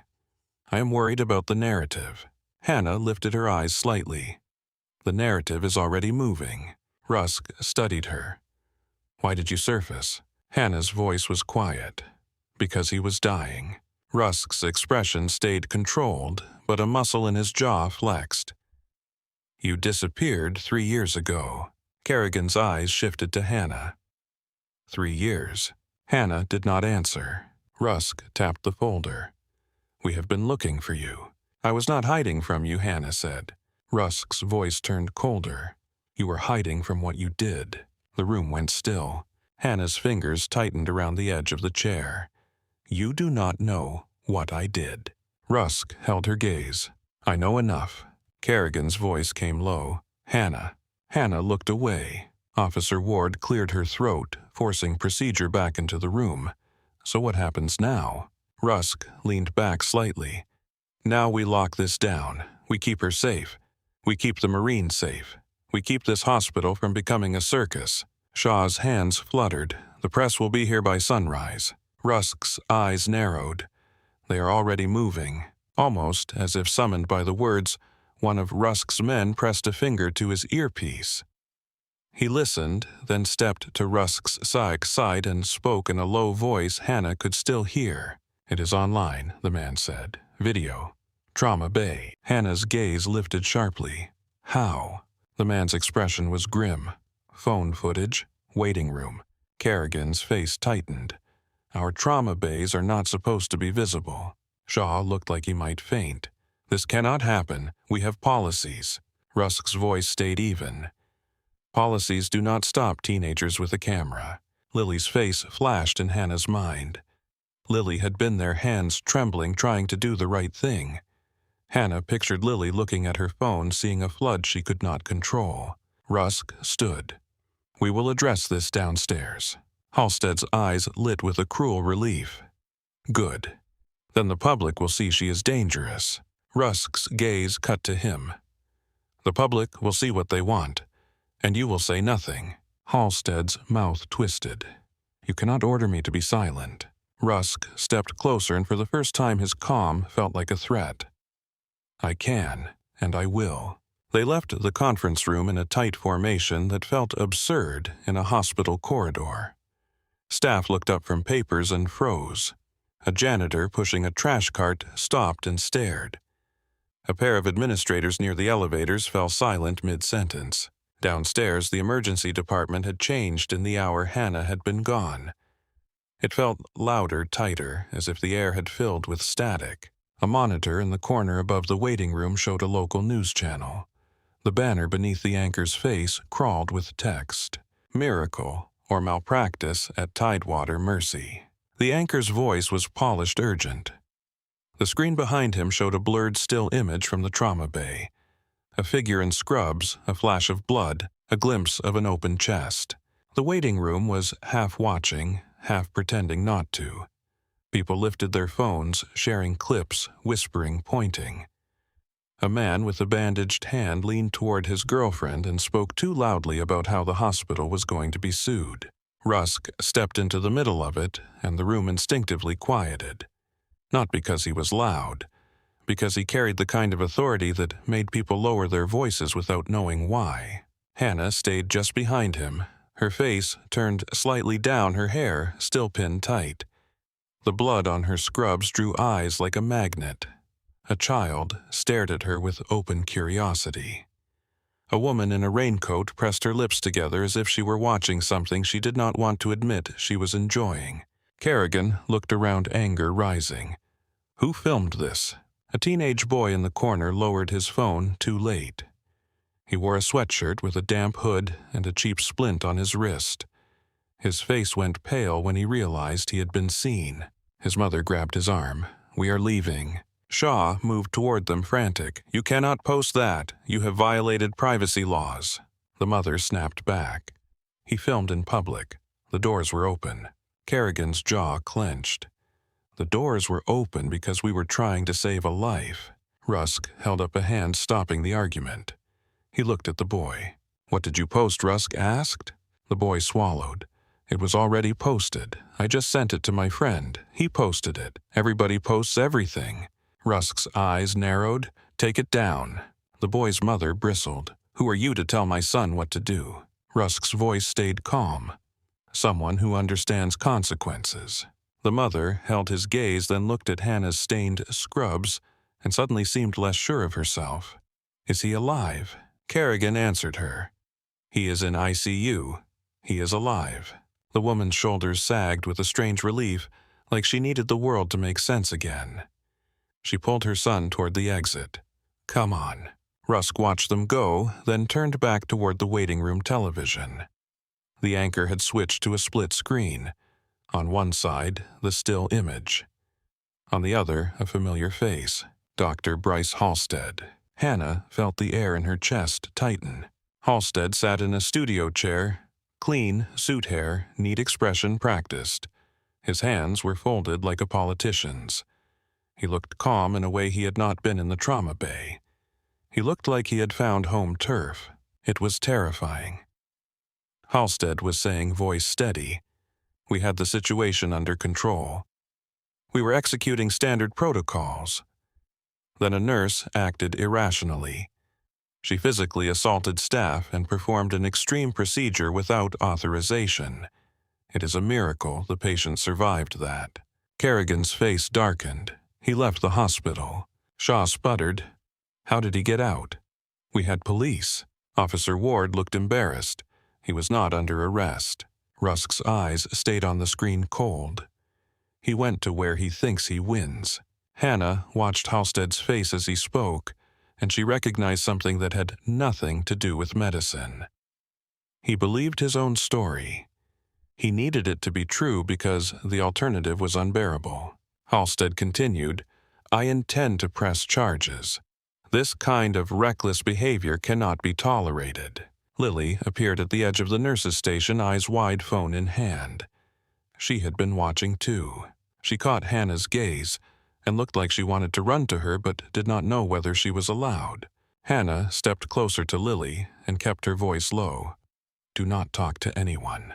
Lily swallowed. "I did not. People are asking. They are filming in the hallway." Hannah's eyes flicked down the corridor. Two visitors had their phones up pretending to be on calls while their camera lenses pointed toward the staff. A man in a raincoat stood too still near a vending machine, his gaze moving not like a curious person's but like someone counting exits. Hannah's skin prickled along the back of her neck. Rusk leaned in toward Hannah. "You said the narrative would move." Hannah did not take her eyes off the man by the vending machine. "It is moving." Kerrigan's voice was tight. "We need to issue a statement." Shaw nodded too fast. Yes. We need legal. We need PR. We need to protect the hospital." Rusk's gaze did not soften. "Your hospital is not the primary asset right now." Shaw blinked. "The patient." Rusk's voice was flat. "And her." He nodded toward Hannah. Eyes in the waiting room were already drifting her way. Kerrigan took a step closer to Hannah, protective without realizing he was doing it. "You should not be standing out here." Hannah's voice was quiet. "I need to see ICU." Rusk's men moved into position, creating a corridor through the chaos without touching anyone. Officer Ward stepped closer. "Ma'am, you are still required to provide a statement." Hannah met her eyes. "I will." Ward hesitated. "After I see you." Rusk watched Ward with something like approval. "Good decision." They moved through the hospital in a tight cluster. Hannah felt eyes following. Phones lifting. Whispers rising and falling like waves. In the stairwell away from the main corridor, the air was cooler and smelled like concrete. Hannah took the steps two at a time without seeming to hurry. Rusk stayed beside her, matching pace easily. "How did he leak it?" Hannah asked. Rusk did not pretend. People leak everything when fear and attention collide. Not that Hannah said. Halstead. Rusk's expression did not change. He did not leak the video. He leaked the story. He positioned himself as the hero. He thinks the public is his shield. Hannah's voice turned colder. "He will be loud." "He is already loud," Rusk replied. They reached the ICU floor and the atmosphere shifted. It was dimmer, quieter. The air smelled of antiseptic and warmed plastic. Machines beeped in steady patterns that were meant to soothe. Nurses moved with disciplined calm, but there was tension under it the way there was tension in a room where someone might suddenly crash. A young male nurse at the station looked up, startled by the suits. "Can I help you?" Kerrigan's voice carried authority here. "Lockdown. No one in or out without my authorization." The nurse's eyes widened. "Dr. Kerrigan, what is happening?" Kerrigan did not answer. He grabbed the phone and began issuing orders. Rusk's eyes scanned the hallway. 2 ICU rooms down Connor Vale lay behind glass chest, heavily bandaged ventilator, doing the work his lungs could not yet manage. A monitor traced a steady green line. Hannah stared at that line for a moment. It was stable. That did not mean safe. It meant he had earned a pause. She breathed out slowly, then turned her head and looked down the hall again.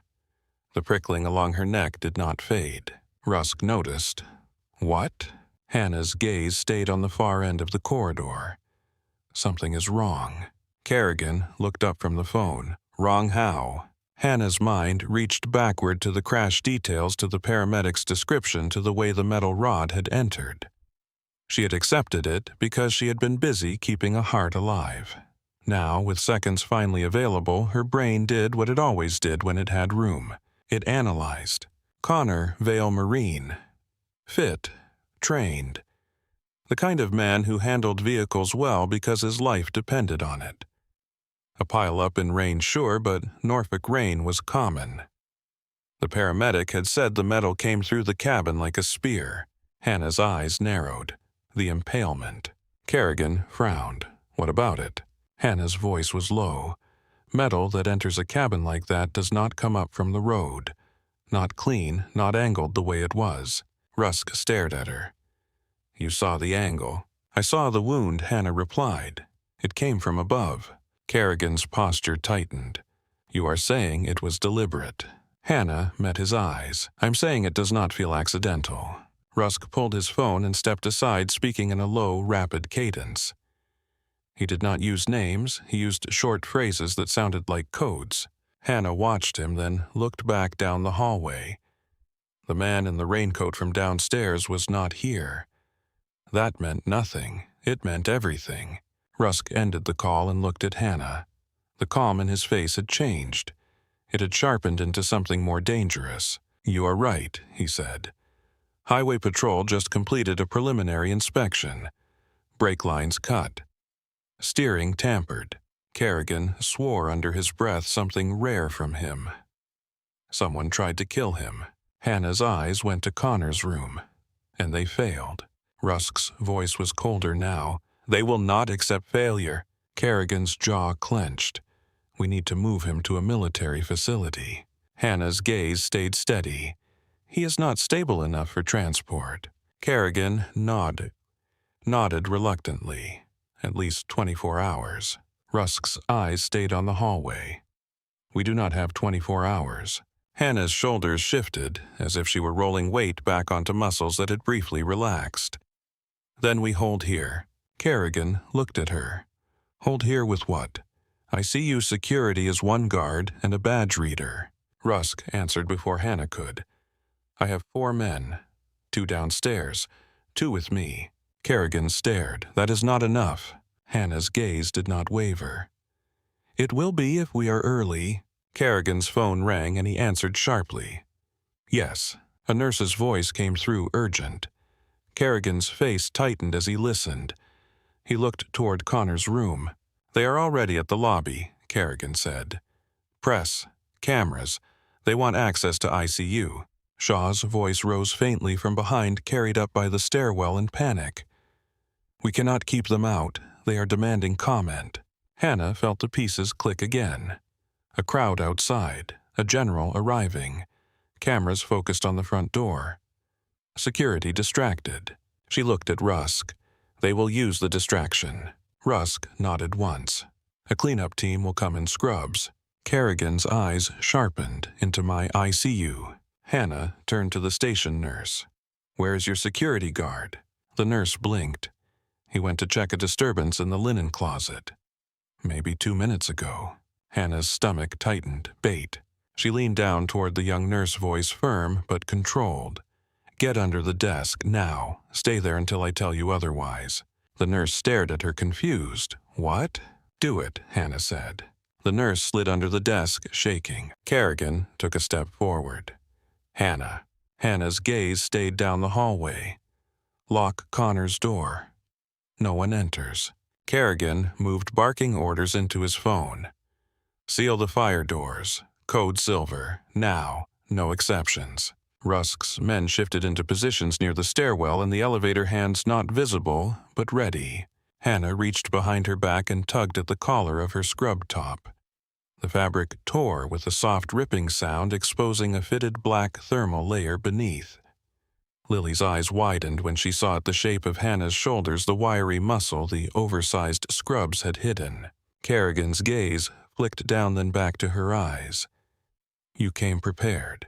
Hannah's voice stayed flat. I came tired. Rusk stepped closer, lowering his voice. We need to arm you. Kerrigan's head snapped. No firearms in ICU. Hannah's eyes stayed on the hallway. It will not matter if they bring theirs. Rusk hesitated a fraction of a second, then reached for his ankle holster and produced a compact pistol. He held it out, grip first. Kerrigan's face tightened. This is a hospital. Rusk's voice did not change. This is a target. Hannah took the pistol without looking at it, checked it in a motion so smooth it barely registered, then tucked it into the small of her back. Her hands did not shake. Her breathing did not change. It did not make her happy.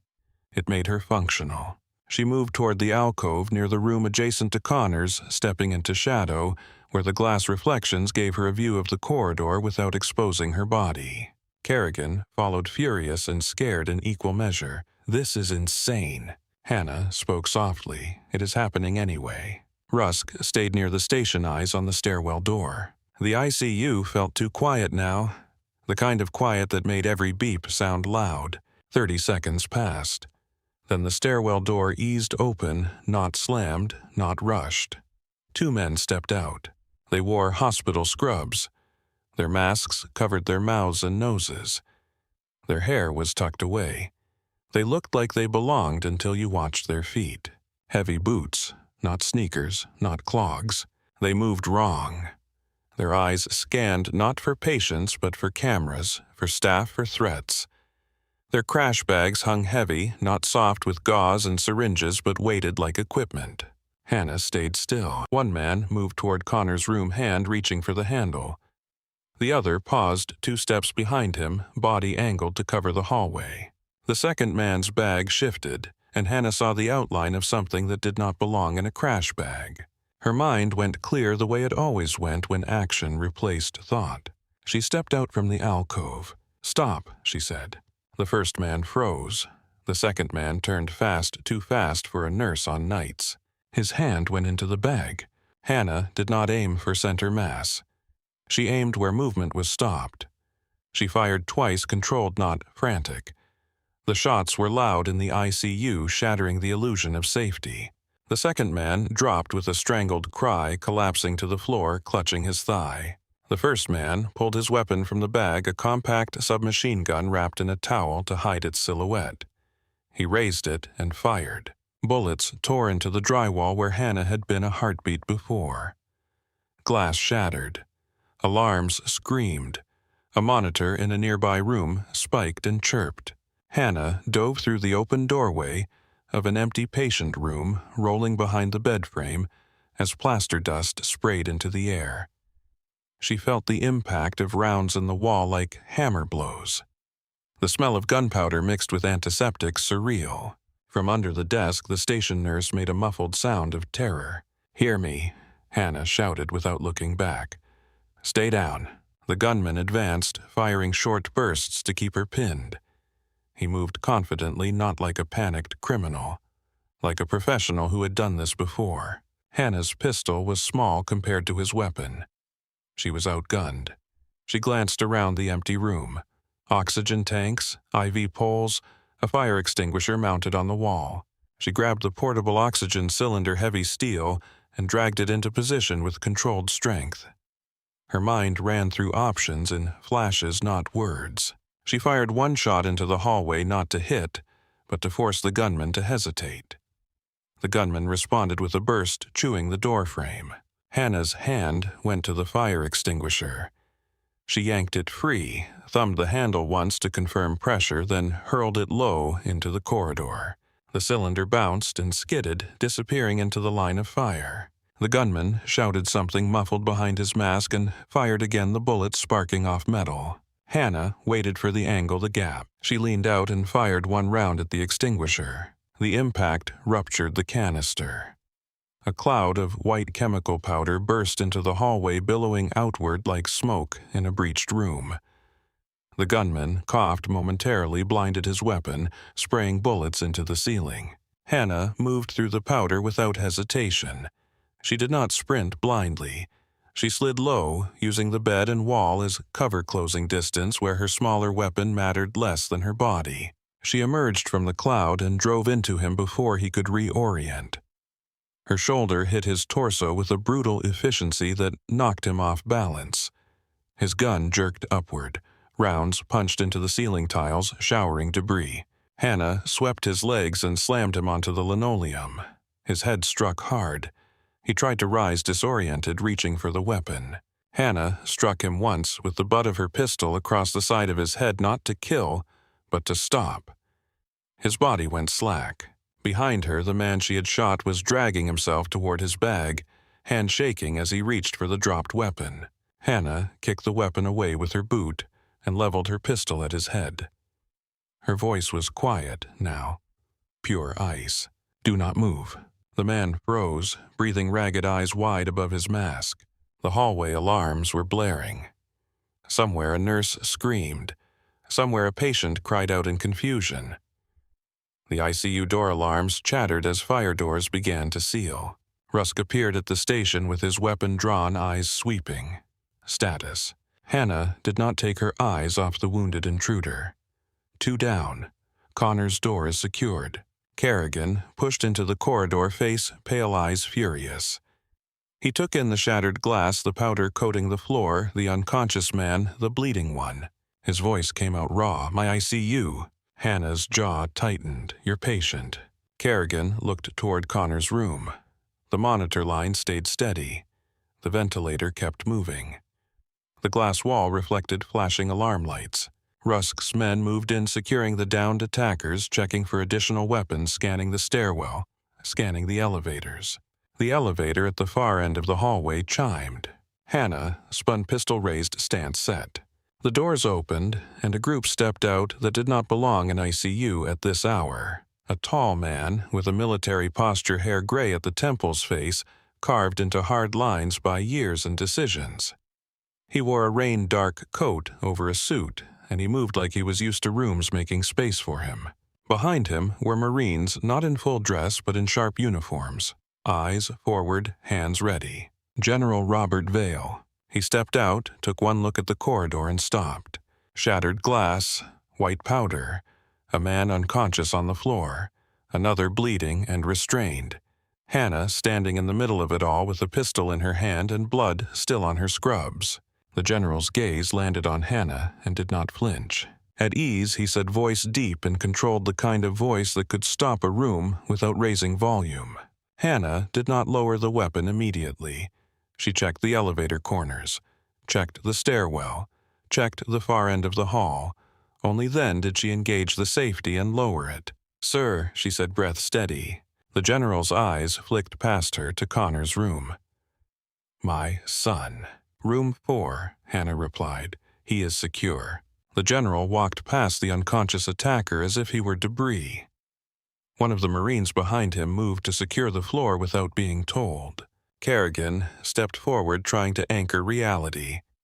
"General Vale, we have a situation." Vale's gaze stayed on Hannah. "So I see." Rusk stepped into view, and the general's posture shifted slightly, recognizing the suit, the bearing, the reality behind it. Rusk spoke first. "Sir, attempted breach, neutralized."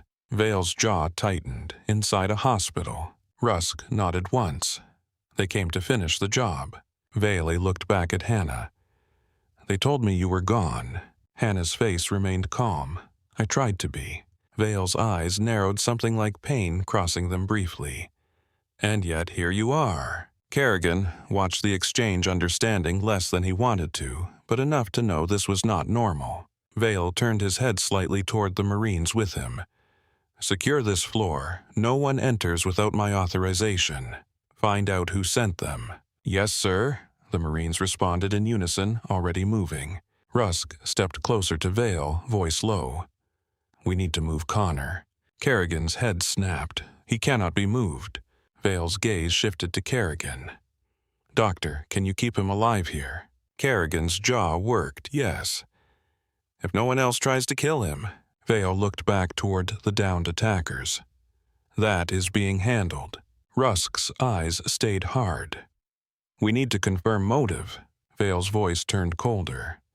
"I already know the motive." Kerrigan frowned. "General." Vale's gaze did not soften. "My son was carrying evidence. He is a key witness in a federal case." Kerrigan's breath caught. "What kind of case?" Rusk answered. "Organized corruption. A defense contractor. A private military company. Payments. Bodies. Connor was transporting data that can collapse the entire structure." Kerrigan looked at Connor's room again, seeing the patient differently now. Not just a Marine with a torn heart. A target that had been moving long before he hit the highway. Lily appeared at the end of the hall, pale eyes wide, hair disheveled from sprinting. She stopped when she saw the general, the Marines, the attackers, the gun in Hannah's hand. "Hannah," Lily whispered. Hannah looked at her once. "Stay back." Lily swallowed hard and obeyed. Officer Ward and Officer Stroud arrived moments later, breathless faces tight with shock. Ward took in the scene and her eyes widened. "Jesus," Ward said quietly. "What happened?" Kerrigan's voice was clipped. An armed intrusion, neutralized. Ward looked at the attackers, then at Hannah's pistol. "Who authorized that weapon?" Rusk stepped forward, badge visible. "I did." Ward's eyes narrowed. "You are not local." Rusk held her gaze. "No." Ward's jaw tightened, but she was smart enough to recognize when a situation had grown bigger than her jurisdiction. "We need statements. We need evidence secured." Vale's voice cut in, calm but absolute. "You will get what you need. You will also keep your people out of my way." Ward straightened. "Yes, sir." Down the hall, the fire doors finally sealed with a heavy click. The ICU was locked down, and the sound of it felt final. Rusk leaned closer to Vale. "We also have a second issue." Vale's eyes shifted. "Halstead." Rusk nodded. "He is actively shaping the story." Kerrigan's jaw tightened. "He left." Vale's expression hardened. "He did more than leave." Rusk pulled a tablet from one of his men and tapped the screen. "We pulled communications logs." 10 minutes before the breach, a message was sent from Halstead's phone to an unregistered number. Kerrigan frowned. What did it say? Rusk angled the screen so Vale could see first, then Kerrigan. The text was short. "She is here. Come get her." Kerrigan's face went still. He signaled them. Rusk's voice stayed flat. He signaled someone. Ward stepped closer, eyes narrowing as she read. "That is obstruction in an active investigation. That is accessory behavior." Vale's gaze turned toward the far end of the hall, as if he could see through walls down into the city, into the studio where Halstead sat smiling under bright lights. "Bring him back," Vale said. Rusk's eyes sharpened. "We will." Kerrigan looked at Hannah. "He tried to get you killed." Hannah's expression did not change, but something in her eyes went colder.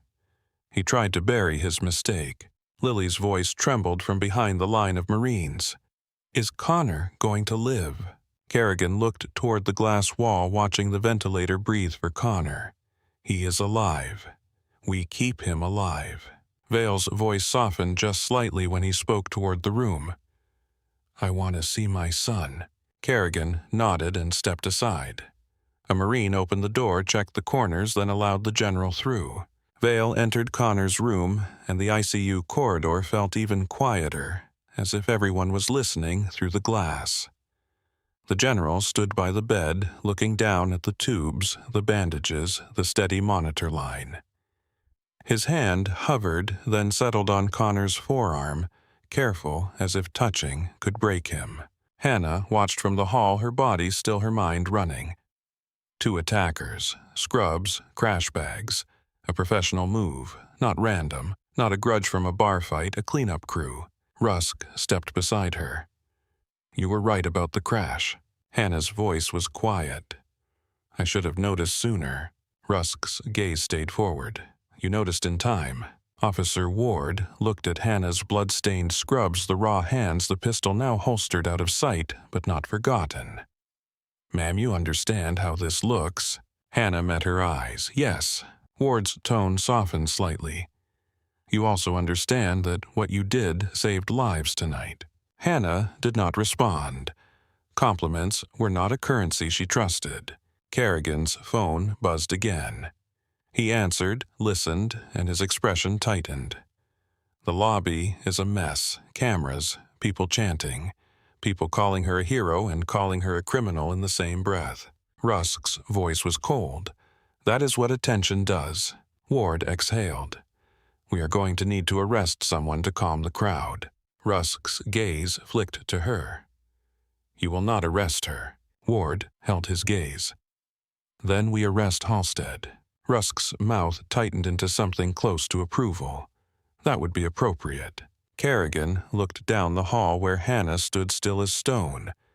"You should not have had to do any of this." Hannah's eyes stayed on the glass wall where the general stood by his son. He should have listened. Kerrigan's jaw clenched. He should have. Rusk turned slightly, and his men leaned in ready. "We are going to bring Halstead back to the hospital. We are going to secure his device. We are going to establish chain of custody. Then we control the story." Ward raised an eyebrow. "Control the story." Rusk's gaze stayed calm. "Or the story controls you." From inside Connor's room, the general looked up and met Hannah's gaze through the glass.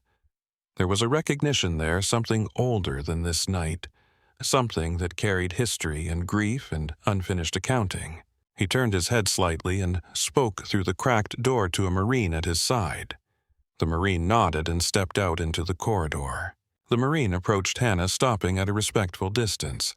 "Ma'am, the general wants you." Hannah's shoulders shifted. "Now?" "Yes, ma'am." Hannah took one step toward the room, then paused as Ward spoke again more softly. Crossword said, "If you walk in there, you are stepping into a spotlight you cannot easily leave." Hannah looked at Ward with tired eyes. "I am already in it." She walked to the door of Connor's room. Inside, the air was warmer from the machines. The ventilator hissed softly. Connor's face was pale, but his chest rose in a steady rhythm. His eyelids fluttered faintly, a sign of life trying to return. General Vale stood at the bedside. He did not look at Hannah as an employee. He looked at her like a soldier looks at another soldier they never expected to see again. "They told me you were dead," Vale said quietly. Hannah's voice was calm. "They were wrong." Vale's jaw flexed. "They told me you walked away." Hannah held his gaze. "I did." Vale looked down at Connor's hand in his own. "And yet you saved my son." Hannah's eyes flicked to the monitor line. "He saved himself." "I just did not let him stop." Vale's gaze lifted again. "Why did you disappear?" Hannah's throat tightened, a rare crack in her control. "Because I could not keep doing it." Vale's eyes narrowed. "Because of what happened overseas." Hannah looked away. "Yes." Vale did not press further, not now. He nodded once, accepting the boundary the way commanders did when they recognized a wound that was still open. Outside the room, through the glass, Rusk stood with his tablet and his men and the police building a case in real time. Ward's posture was no longer uncertain. It was determined. Kerrigan watched it all, the medical world and the military world colliding in his ICU corridor, and for the first time in decades, he looked like he did not fully know the rules of the room he was standing in. Rusk lifted the tablet again, and Ward stepped closer, reading the message one more time. "She is here. Come get her." Ward's eyes rose from the screen to Kerrigan, then to Rusk, then down the hall, as if she could see Halstead's face behind every camera in the lobby. Her voice came out low. "We find him." Rusk nodded once. "We find him. We find him," Rusk said. He did not say it like a vow. He said it like a task already underway. The elevator ride down felt longer than it should have, not because the cab moved slow, but because every second carried too many sounds. The distant howl of sirens outside, the muffled roar of voices in the lobby, the constant steady beeping of ICU monitors still ringing in Hannah's ears like a metronome. When the doors opened on the ground floor, the noise hit them full force. Tidewater Mercy's lobby had turned into a pressure chamber. Rainwater tracked across tile in muddy streaks. Security barriers had been dragged into place crooked and improvised. A line of patients pressed along the wall phones, raised eyes bright with the hungry focus people got when tragedy became entertainment. Reporters crowded the entryway microphones thrust forward like weapons. Camera lights washed the room in a harsh white glare that made everyone look guilty. A chant rose and fell near the front doors. "Let her work." Another voice cut through from a different pocket of the crowd. "Arrest her." Two narratives colliding in the same air. Franklin Shaw stood near the reception desk with a harried expression and a damp dress shirt clinging to his back. He was flanked by hospital security and a woman in a blazer holding a binder so tight her knuckles had gone pale. Shaw spotted Rusk and moved toward him, relief and panic mixing on his face. "We need a statement right now. They are calling every 30 seconds. Local news, national news, even some overseas channel. They want her name. They want to know if she is licensed. They want to know if the Marine is alive." Rusk's gaze skimmed the crowd like he was counting exits. No statement here. Shaw's mouth fell open. No statement. "Are you insane? They will eat us alive." Kerrigan stepped forward, eyes hard. "They can eat you later. My patient is in ICU." The woman in the blazer cleared her throat. "Dr. Kerrigan, the board is asking for an incident report and a timeline. They want to know who authorized the procedure." Kerrigan looked at her as if she had spoken in the middle of surgery. Authorization was the difference between a pulse and a morgue. Rusk lifted a hand and one of his men stepped in, taking Shaw gently but firmly by the elbow. "Conference room," now the man said. Shaw tried to protest. He glanced at the reporters, then back at Rusk. "If we do not say something, Halstead is going to own the story." Rusk's eyes were cold. He already tried. Officer Ward moved in beside Rusk, her posture set. "We have probable cause for obstruction and for coordination with the intruders. I want his phone." Rusk nodded once. "You will get it." They pushed through a side corridor away from the lobby chaos toward the staff elevators. Hannah stayed 2 steps behind the cluster. Her gaze steady, her shoulders loose. Blood still stained her scrubs. White extinguisher powder clung to her sleeves like ash. She felt the weight of the pistol at her back and hated how familiar it felt. Lily appeared from the hall to their right, breathless face pale. She caught Hannah's eye and fell into step beside her without asking permission. "Hannah," Lily said, voice low. "They are saying your name on the internet." Hannah did not look at her, no. Lily swallowed, not Hannah Cole, the other one. Hannah's jaw tightened almost imperceptible. Who said it? Lily held up her phone with shaking fingers. The screen showed a paused video frame from the trauma bay. Hannah's face blurred by motion and blood. The caption beneath it was bold and wrong. "Combat surgeon saves Marine after doctor fails." Hannah exhaled slowly. Someone guessed. Lily's voice cracked. "People are doxing the hospital." Kerrigan looked back at Lily, anger flaring. "Who let this happen?" Lily flinched. The trauma bay doors were open. A teenager filmed from the waiting room. He posted. Then everyone did. Kerrigan's mouth tightened. "We will change the doors." Rusk's gaze stayed forward. "We will change more than doors." The staff elevator opened and they stepped in. Halfway up, Rusk's phone buzzed. He read the screen, then showed it to Ward. Ward's eyes narrowed. "He is back." Kerrigan frowned. "Back where?" Ward answered, "In the building." He entered through the physician entrance with legal counsel and 2 uniformed officers. Kerrigan's expression turned sharp. He brought police. Ward's jaw set, not mine. The elevator doors opened onto the ICU floor again. The corridor smelled of antiseptic and gunpowder that had not yet been fully replaced by cleaning chemicals. Shattered glass had been swept into piles. Powder streaks marked where shoes had tracked through the extinguisher cloud. A Marine stood at each end of the hall now, rifles slung, eyes scanning their presence, turning the ICU into something it had never been. Connor Vale's room remained sealed behind glass. The monitor line still pulsed in steady green. Ward stepped ahead. "He is headed this way." Kerrigan's voice went low. "He is going to try to arrest her." Hannah's gaze stayed on the far end of the corridor where the elevator doors were closed. "Let him come." Lily's hands trembled at her sides. "Hannah, if he gets you taken, who protects Connor?" Rusk looked at Hannah. "She is not being taken." Hannah did not answer. She watched the elevator doors. The chimes sounded. The doors slid open. Dr. Bryce Halstead stepped out like he expected applause. He had changed.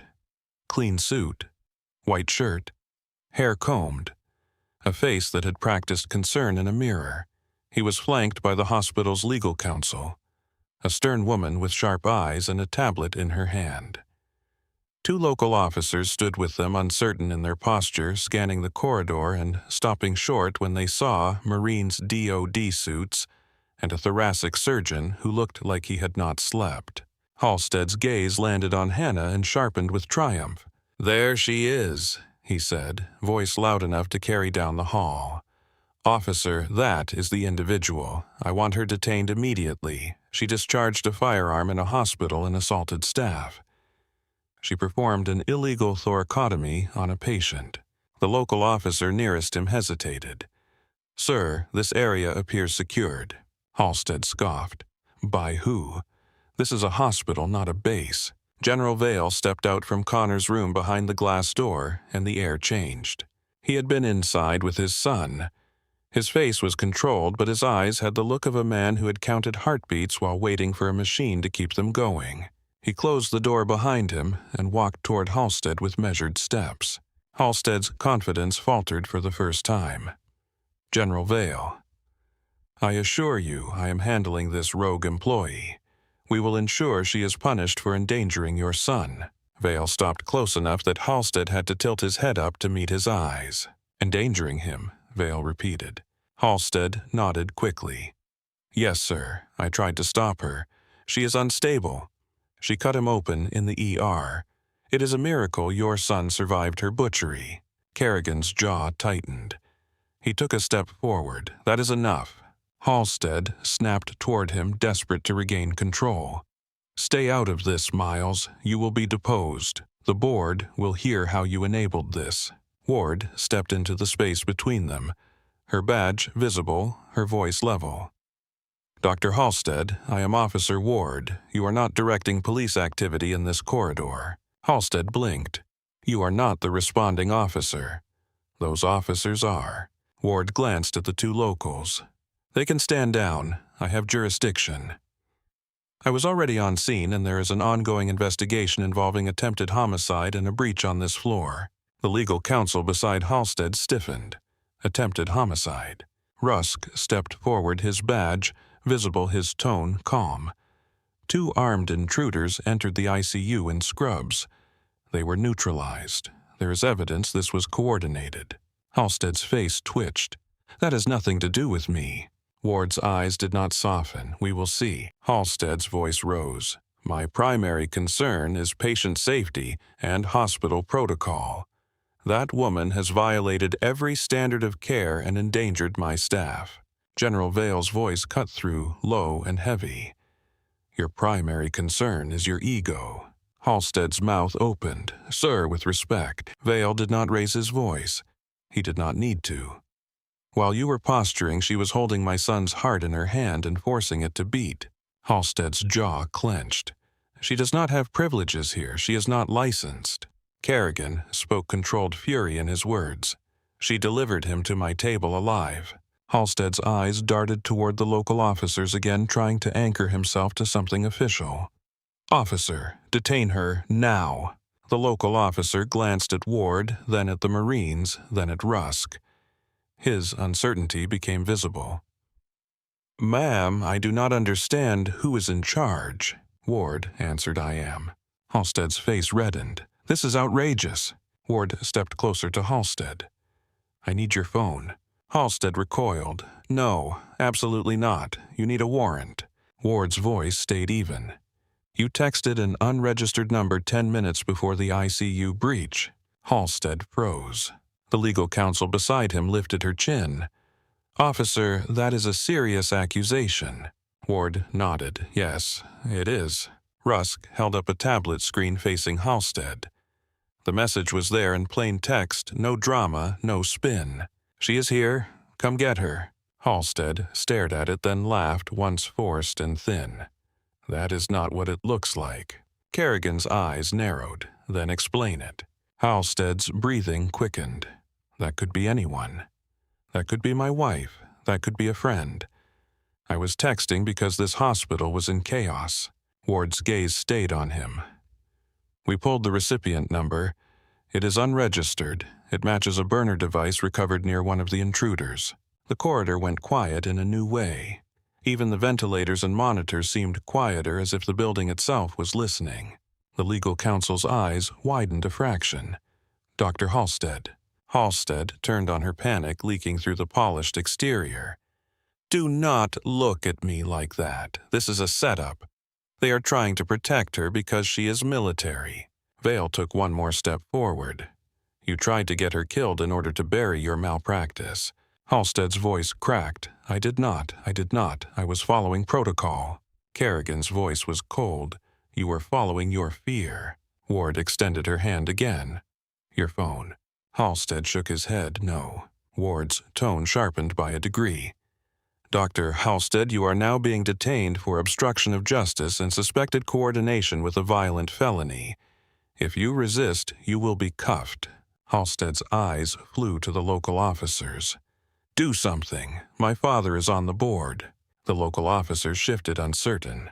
General Vale turned his head slightly toward them. "Officers," he said, and the word carried weight like a command. "Your job is to enforce the law. Enforce it." Ward stepped in and took Halstead's phone from his hand as he tried to pull it back. The moment he resisted, she pivoted, pinned his wrist, and cuffed him with a smooth efficiency that suggested she had done this in narrow spaces before. Halstead shouted loud and ugly, "You cannot do this. This is going to ruin me." Kerrigan's voice stayed calm. "You ruined yourself." The legal counsel backed away, face-pale, tablet held like a shield. "Dr. Halstead, you should not speak." Halstead kept shouting, anyway, words tumbling over each other. "This hospital will burn. The board will fire all of you. She is violent. She is unstable." Ward guided him toward the elevator. As they passed, Hannah, Halstead jerked his chin toward her, eyes wild. "You did this." Hannah met his gaze expression empty of satisfaction. "No, you did." Halstead was pulled away, his voice echoing down the hall, until the elevator doors closed and cut it off. Silence returned in pieces. Kerrigan exhaled slowly and rubbed the bridge of his nose with thumb and forefinger, the fatigue finally visible. "We need to check Connor." Vale had already turned back toward the room. "I am not leaving him." Rusk looked at Ward. "Chain of custody. Secure the device, secure the logs, secure the intruders." Ward nodded, already in motion. Rusk turned to Hannah. "You need to wash again. You are a magnet right now." Hannah glanced down at her scrubs, the powder, the blood. "I know." Lily stepped closer, voice shaking. "Hannah, are you going to jail?" Hannah looked at Lily for a long beat. "Not tonight." Lily swallowed. "What about tomorrow?" Hannah did not answer the question. She looked toward Connor's room instead. Kerrigan opened the door and stepped inside. Vale followed. Hannah hesitated one heartbeat, then entered. The room felt smaller than it had earlier, filled with machine sounds and the soft hiss of the ventilator. Connor lay under a warmed blanket, chest bandaged thick. A line ran into his neck, another into his arm. The monitor traced its steady path. The beeps were calm, almost polite, as if they did not want to remind anyone how close they had come to silence. Kerrigan checked the surgical site, listened to breath sounds, reviewed the numbers, his mind working with the speed of someone who had no room for emotion during work. Vale stood near Connor's head, one hand resting lightly on the bed rail, the other hovering near Connor's shoulder like he was afraid to touch too hard. Hannah stayed near the foot of the bed, not crowding, not claiming space. Kerrigan's eyes flicked toward her. He is stable. Hannah nodded once. For now. Kerrigan's voice softened slightly, the edge replaced by respect he could not hide. The repair is holding. I want blood pressure controlled. No spikes, no strain. Hannah's gaze stayed on the monitor. He will wake. Vale's eyes lifted. When? Kerrigan answered soon. If his brain tolerated the arrest. Hannah's jaw tightened. It did. I clamped early. I vented the pericardium before the heart failed completely. Kerrigan studied her. You know exactly what you did. Hannah's voice was quiet. Yes. Vale watched Hannah for a moment, then spoke in a low voice that did not belong to the commander tone outside. They told me you were gone. I believed it because I needed to. It is easier to mourn a ghost than to chase a living wound. Hannah's eyes stayed on Connor. I did not want to be found. Vale's voice turned sharper, not angry, but edged by truth. You were never going to stay buried, not with hands like yours. Hannah did not flinch. Hands do not absolve anything. Vale held her gaze. No. But they keep people breathing. My son is breathing. Kerrigan cleared his throat quietly, returning the room to clinical ground. We reduce sedation gradually. We watch neurostatus. We keep him protected. Hannah looked at Vale. He needs quiet. Vale nodded once. He will have it. Rusk's voice came from the doorway. Colonel. Hannah turned her head slightly. Yes. Rusk stepped in, careful not to crowd. We have a legal team inbound. JAG liaison. They will coordinate with local DA. We are taking lead on the security breach and the attempted murder. The hospital will cooperate. Kerrigan's jaw tightened. This is still my ICU. Rusk's gaze stayed calm. And it will remain functioning. That is the goal.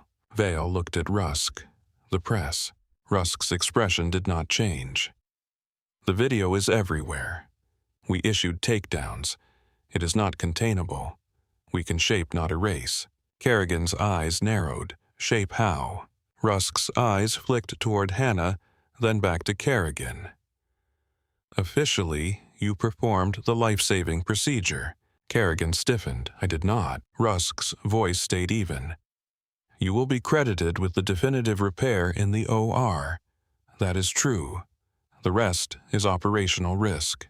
Vale's eyes hardened. My son was saved by her. Rusk nodded slightly. In this building, yes. Outside this building, the story will be managed to protect assets and avoid a public trial that exposes classified history. Hannah's expression did not change, but her shoulders tightened. I am not an asset. Rusk met her gaze. Tonight you are. Kerrigan looked between them, disgust and understanding tangled. What do you want from her? Rusk's answer was simple. We want her alive. Vale's voice was colder. And I want my son safe. Rusk nodded. We align. Hannah looked down at Connor again. The ventilator hissed. The monitor beeped. The bandage rose and fell with artificial breath. She breathed slowly, then spoke quietly. Let him wake. Kerrigan nodded. We will. Minutes passed.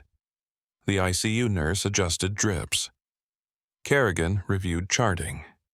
Vale stood like a statue, refusing to sit. Hannah stayed at the foot of the bed, eyes on the monitor, tracking every subtle change. Then Connor's eyelids fluttered. Not a dramatic snap. A slow return. The ventilator continued its steady rhythm, but Connor's face tightened with a faint confusion, a grimace like someone trying to surface from deep water. The ICU nurse leaned in. Connor, you are in the hospital. You are safe. Connor's eyes opened halfway. They were glassy, unfocused, then slowly found the shapes in the room. He looked at Vale first. His eyes widened slightly. Vale leaned closer, voice low, careful. "Son, you are here." Connor tried to speak, but the tube stole the words. His brows pulled together with frustration. He swallowed, then looked past Vale. His gaze landed on Hannah. For a beat he stared as if his sedated brain was trying to match a face to a memory it refused to release. Then recognition sparked. Not in his expression, but in the way his eyes locked and held, like a soldier finding a familiar signal in noise. He lifted his hand weakly, fingers trembling, and pointed at her. His lips moved around the tube. No sound. But the shape was clear. Dokumentacja. Hannah took one step closer. She did not smile. Her face softened in a way that was more painful than joy. "Easy," she said quietly. "Do not fight the tube." Connor's eyes stayed on her. His lips moved again. Cross. Vale's eyes flicked to Hannah, sharp with questions. "He knows you." Hannah's voice stayed calm. "He is a Marine. Marines remember." Connor's hand trembled as he tried to reach again. Hannah placed her gloved fingers lightly on his forearm, anchoring him. "You are still here," she said. Connor blinked slowly. A tear gathered at the corner of his eye, not from sentiment, from the raw overload of living after nearly dying. Vale swallowed hard. His voice went rough. "She saved you." Connor's eyes did not leave Hannah. His fingers tightened weakly around her glove. Kerrigan watched the exchange with a look that carried both relief and something else. Respect, maybe, or disbelief. Rusk stepped back out of the room, speaking quietly into his phone, the machine of consequences turning again. Hannah stood with Connor for another minute, until his eyes began to droop, sedation pulling him back toward rest. When his grip loosened, she eased her hand away. Connor's eyes closed. The ICU nurse adjusted the sedation, slightly smoothing Connor's brow. Vale exhaled slowly, as if he had been holding his breath for hours. He stepped back from the bed and looked at Hannah. "You came back from the dead to save him," he said quietly. Hannah's eyes stayed on the monitor. "I did not come back. I was here." Vale's gaze sharpened. "You were hiding." Hannah did not deny it. "Yes." Vale's voice turned firm again, the commander returning. "You cannot hide now." Hannah looked at him. "I am not going back." Vale's jaw flexed. "That is not what I said." Kerrigan cleared his throat, grounding the room in hospital reality. "We need to rotate staff, keep the floor secured, keep the patient stable." Vale nodded to Kerrigan. "Thank you, Doctor." Kerrigan's expression stayed controlled. "You do not thank me yet. He has hours to go." Vale accepted that with a soldier's understanding. Then he turned to Hannah again. "You saved my son twice tonight." Hannah's voice was quiet. "I stopped him from dying. He still has to live." Vale held her gaze. "He will." Outside Connor's room, the corridor buzzed with controlled motion. Marines coordinating with hospital security. Ward giving directions to local officers.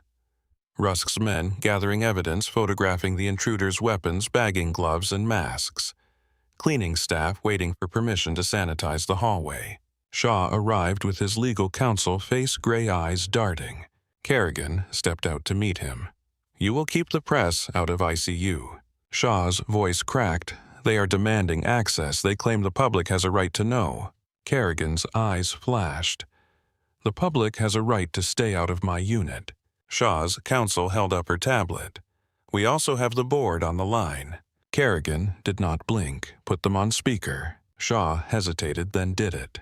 A voice filled the hall from the tablet speaker, clipped and authoritative. "Dr. Kerrigan, this is the chair of the board. We need to understand what happened. We are receiving calls from donors and media. There was a firearm discharge. There was an unauthorized procedure. There is a viral video. We need names." Kerrigan's voice was steady. "You will get a timeline. You will get a clinical report. You will not get access to my ICU." The board chair's tone hardened. "The physician on record is Dr. Halstead." Ward stepped in, voice clear. "Dr. Halstead is in custody." A pause. "Custody," the board chair repeated.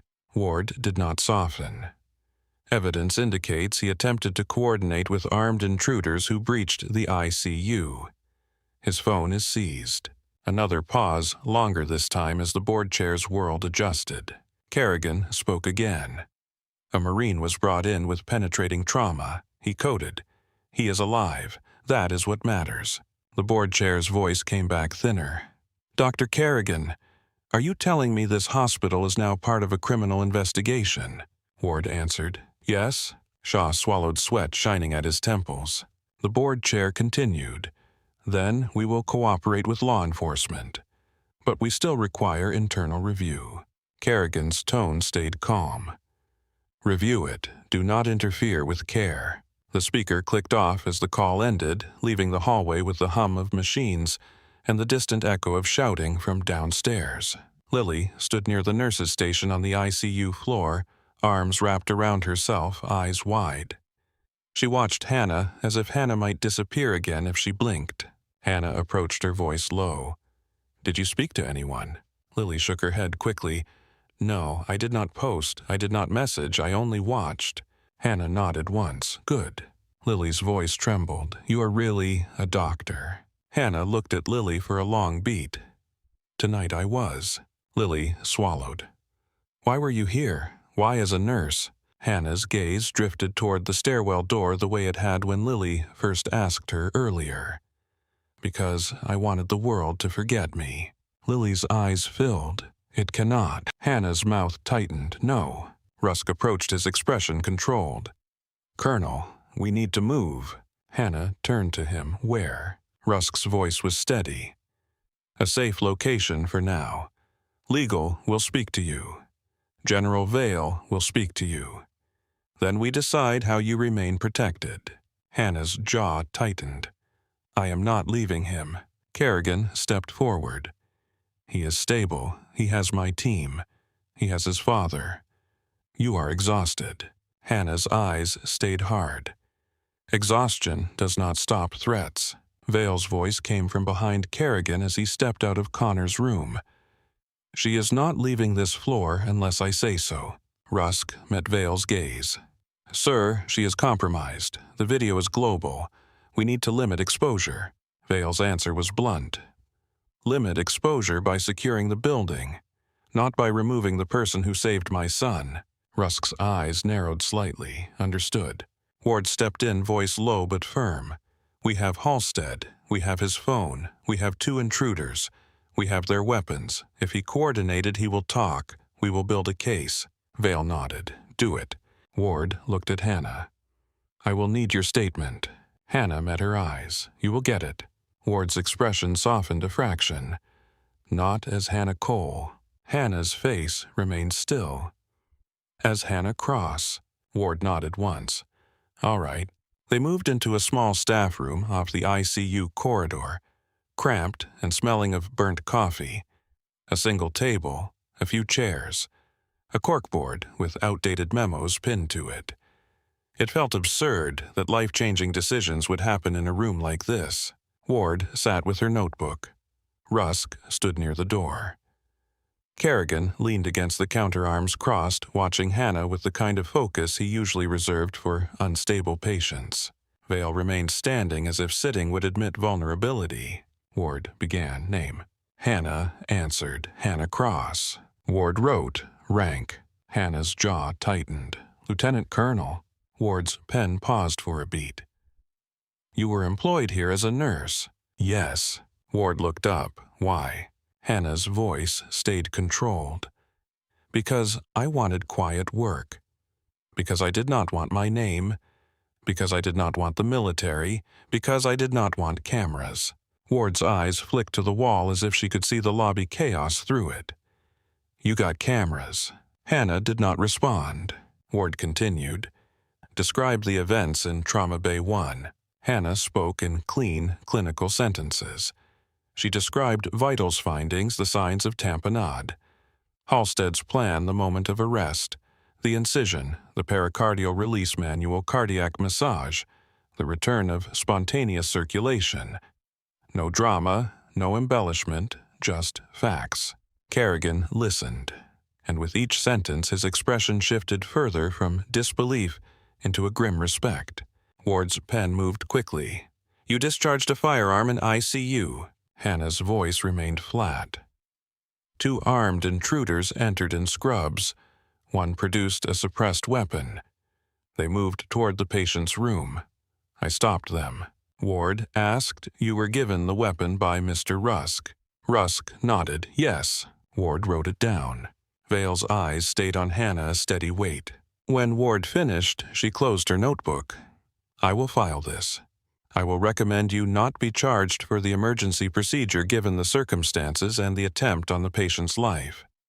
The district attorney will still decide, but with the evidence we have on Halstead that will shift the air." Shaw's counsel stepped into the doorway, face pale. "Officer Ward, the hospital needs to know what we can say publicly." Ward's gaze hardened. "You can say there was a security incident and the patient is receiving care. You can say you are cooperating with law enforcement. You do not mention names. You do not mention procedures. Not yet." Rusk nodded. "Correct."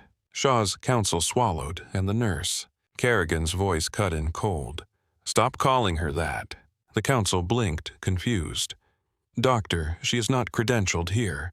Kerrigan stepped forward, his fatigue turning into resolve. "Then credential her." Shaw's counsel stiffened. "That requires board review, privileging, verification." Kerrigan held her gaze. "Then move faster than your paperwork for once." Vale's voice was low and final. "Make it happen."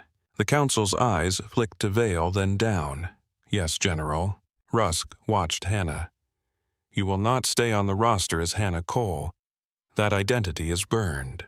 Hannah's eyes stayed steady. "I know." Rusk's tone stayed controlled.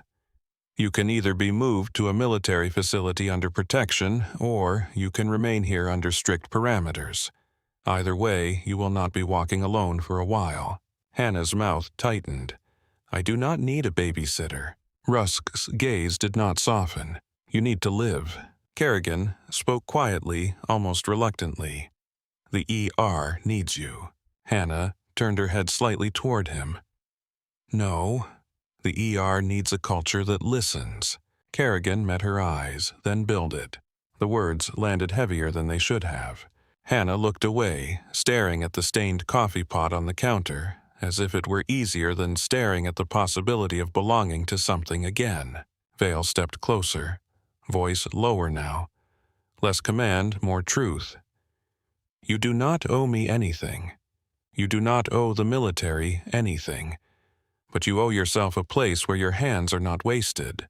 Hannah's jaw tightened. "My hands are not a gift." Vale's eyes did not flinch. "They are a weapon against death. Use them here where the enemy is blood loss and ego." Kerrigan's expression tightened at the word ego, as if it touched something raw. Outside the staff room, a nurse called out that Connor's blood pressure was holding. The monitor line remained steady. The building did not collapse. The world did not end. It kept moving, demanding decisions anyway. Kerrigan pushed off the counter and faced Hannah fully. "The director of trauma position is vacant as of tonight." Hannah's eyes narrowed slightly. "That is not true." Kerrigan's voice stayed even. "Halstead is finished. His privileges will be suspended. The board chair will pretend to be shocked. Then they will ask how to keep donors calm. Then they will ask who can lead a department that just survived a murder attempt." Hannah's expression stayed flat. "You want me to be the answer?" Kerrigan nodded once, yes. Rusk watched Hannah closely. That would increase exposure. Vale's response was immediate. It would also increase security. Ward stepped in practical. It would also give the public a focal point. It can stabilize the narrative if handled carefully. Hannah's eyes flicked toward Ward. Handled carefully means controlled. Ward did not argue. It means managed. Hannah's mouth tightened. "I did not come here to be managed." Kerrigan's voice was quiet, but it carried. "You came here to be invisible." Hannah's gaze snapped back to him hard. Kerrigan held it. "You cannot be invisible after tonight." Hannah looked down at her hands. The skin was raw from scrubbing. Fine cracks ran along her knuckles. Under the hospital lights, they looked almost fragile, which was a lie. Those hands had been inside a chest tonight. Those hands had made a decision that no rule book could make for her. Those hands had ended violence in a hallway without letting it spill into innocent rooms. She flexed her fingers once, feeling the sting. "I have conditions," Hannah said. Kerrigan's eyes sharpened. "Name them." Hannah lifted her gaze. No bureaucracy inside the trauma bay. No performance medicine. If a nurse says a patient is crashing, we listen. No one is punished for speaking up. We train. We debrief. We fix the doors. We fix the flow. We fix the way residents are taught to hear people who do not wear white coats. Kerrigan nodded slowly, as if each condition was a suture, pulling the department into a shape it should have had all along. Agreed. Shaw's counsel blinked. Those are operational changes that require budget approval. Vale's eyes turned toward her. Approve it. The counsel swallowed. Yes, General. Hannah's voice stayed steady. And I am not answering to donors over patients. Kerrigan's mouth twitched, almost a smile. Good. Rusk's eyes stayed on Hannah. If you take this, you will have protection. You will also have constraints. Hannah's gaze was level. I already have constraints. They are called human bodies. Rusk held her gaze for a beat, then nodded once, accepting the answer without liking it. Ward checked her watch. I need to move Halstead to booking. I will send updates. Vale nodded. Do it. Ward left her steps brisk, purposeful. Rusk's phone buzzed again. He read, then looked at Vale. Halstead's father just resigned from the board. Shaw's counsel froze. He resigned. Rusk nodded. He saw the text logs. Kerrigan exhaled slowly, as if a weight had shifted off the building. Vale's gaze remained on Hannah. You will not be hunted alone. Hannah's expression did not soften. I do not want to be hunted at all. Vale nodded once. Neither do I. Yet here we are. They stepped back into the ICU corridor. The cleaning crew began moving and wiping powder from the floor, replacing broken glass with temporary plastic barriers, restoring the illusion of normal that hospitals had to maintain in order to keep functioning. Lily stood near the station, still pale, watching Hannah, like she was afraid Hannah would vanish into the stairwell and never return. Hannah walked to Lily and spoke quietly. You did well. Lily's eyes filled. I was terrified. Hannah nodded. Yes. Lily swallowed. I handed you instruments. I helped. If they come after you do, they come after me. Hannah looked at her for a long beat. No one is touching you. Lily's voice was small. How do you know? Hannah's eyes flicked down the corridor where Marines stood guard. Because you are not alone. Lily's breath caught. Are you going to stay? Hannah looked toward Connor's room again. The monitor line remained steady. Vale stood just outside the door, now one hand on the frame, eyes fixed on his son. Kerrigan spoke with an ICU nurse, giving orders, already turning crisis into care plan. Hannah reached up and unclipped her badge. Hannah Cole Wren. The plastic was scratched cheap, a disguise that had worked until it did not. She turned it over once in her fingers, feeling the weight of the lie. Then she walked to the trash bin near the station and dropped it in. The badge hit the bottom with a dull tap. Lily stared. Hannah. Hannah's voice was quiet. Call me doctor.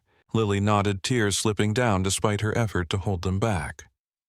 Yes, doctor. Hannah looked at Kerrigan. I will take the position on an interim basis. You handle the board, I handle the floor. Kerrigan's eyes held hers. Done. Shaw's counsel approached, still stiff, still trying to keep control. We will need documentation, proof of licensure, verification of identity. Rusk stepped in. You will get what you need. Quietly. The counsel's lips pressed together. And the media. Kerrigan answered, they will not enter ICU. Rusk added, and Dr. Halstead will not speak again without consequences. Vale's voice was steady. My office will speak if necessary. The counsel nodded, chastened. Hannah walked down the corridor toward Connor's room, not rushing, not performing. She stopped at the glass and looked in. Connor's eyes were closed again. His breathing was assisted but steady. The bandage rose and fell with the ventilator's rhythm. He looked smaller than he had on the trauma bed, stripped of blood and noise, reduced to the quiet battle of recovery. Hannah rested her hand lightly against the glass, not touching him, just being there. Vale stepped beside her, voice low. "He said your name." Hannah did not look away from the room. "He remembers." Vale's eyes narrowed. "From overseas." Hannah's jaw tightened. "Yes." Vale held the silence for a beat, then spoke softly. "Whatever happened back then, you do not get to carry it alone forever." Hannah's voice was quiet. "I am not asking anyone to carry it." Vale's gaze stayed steady. "I am telling you, you do not have to ask." Kerrigan approached behind them, holding a folder. "I spoke to the ICU team. We have coverage. You need to change and sleep for an hour." Hannah's eyes did not leave Connor. "I will sleep when the floor is stable." Kerrigan's mouth tightened. "You are not useful if you collapse." Hannah glanced at him. "I have been useful while collapsing." Kerrigan held her gaze. "Not here. Not like that." Hannah exhaled slowly, then nodded once. 1 hour. Kerrigan nodded. "Good." They moved toward the staff locker area.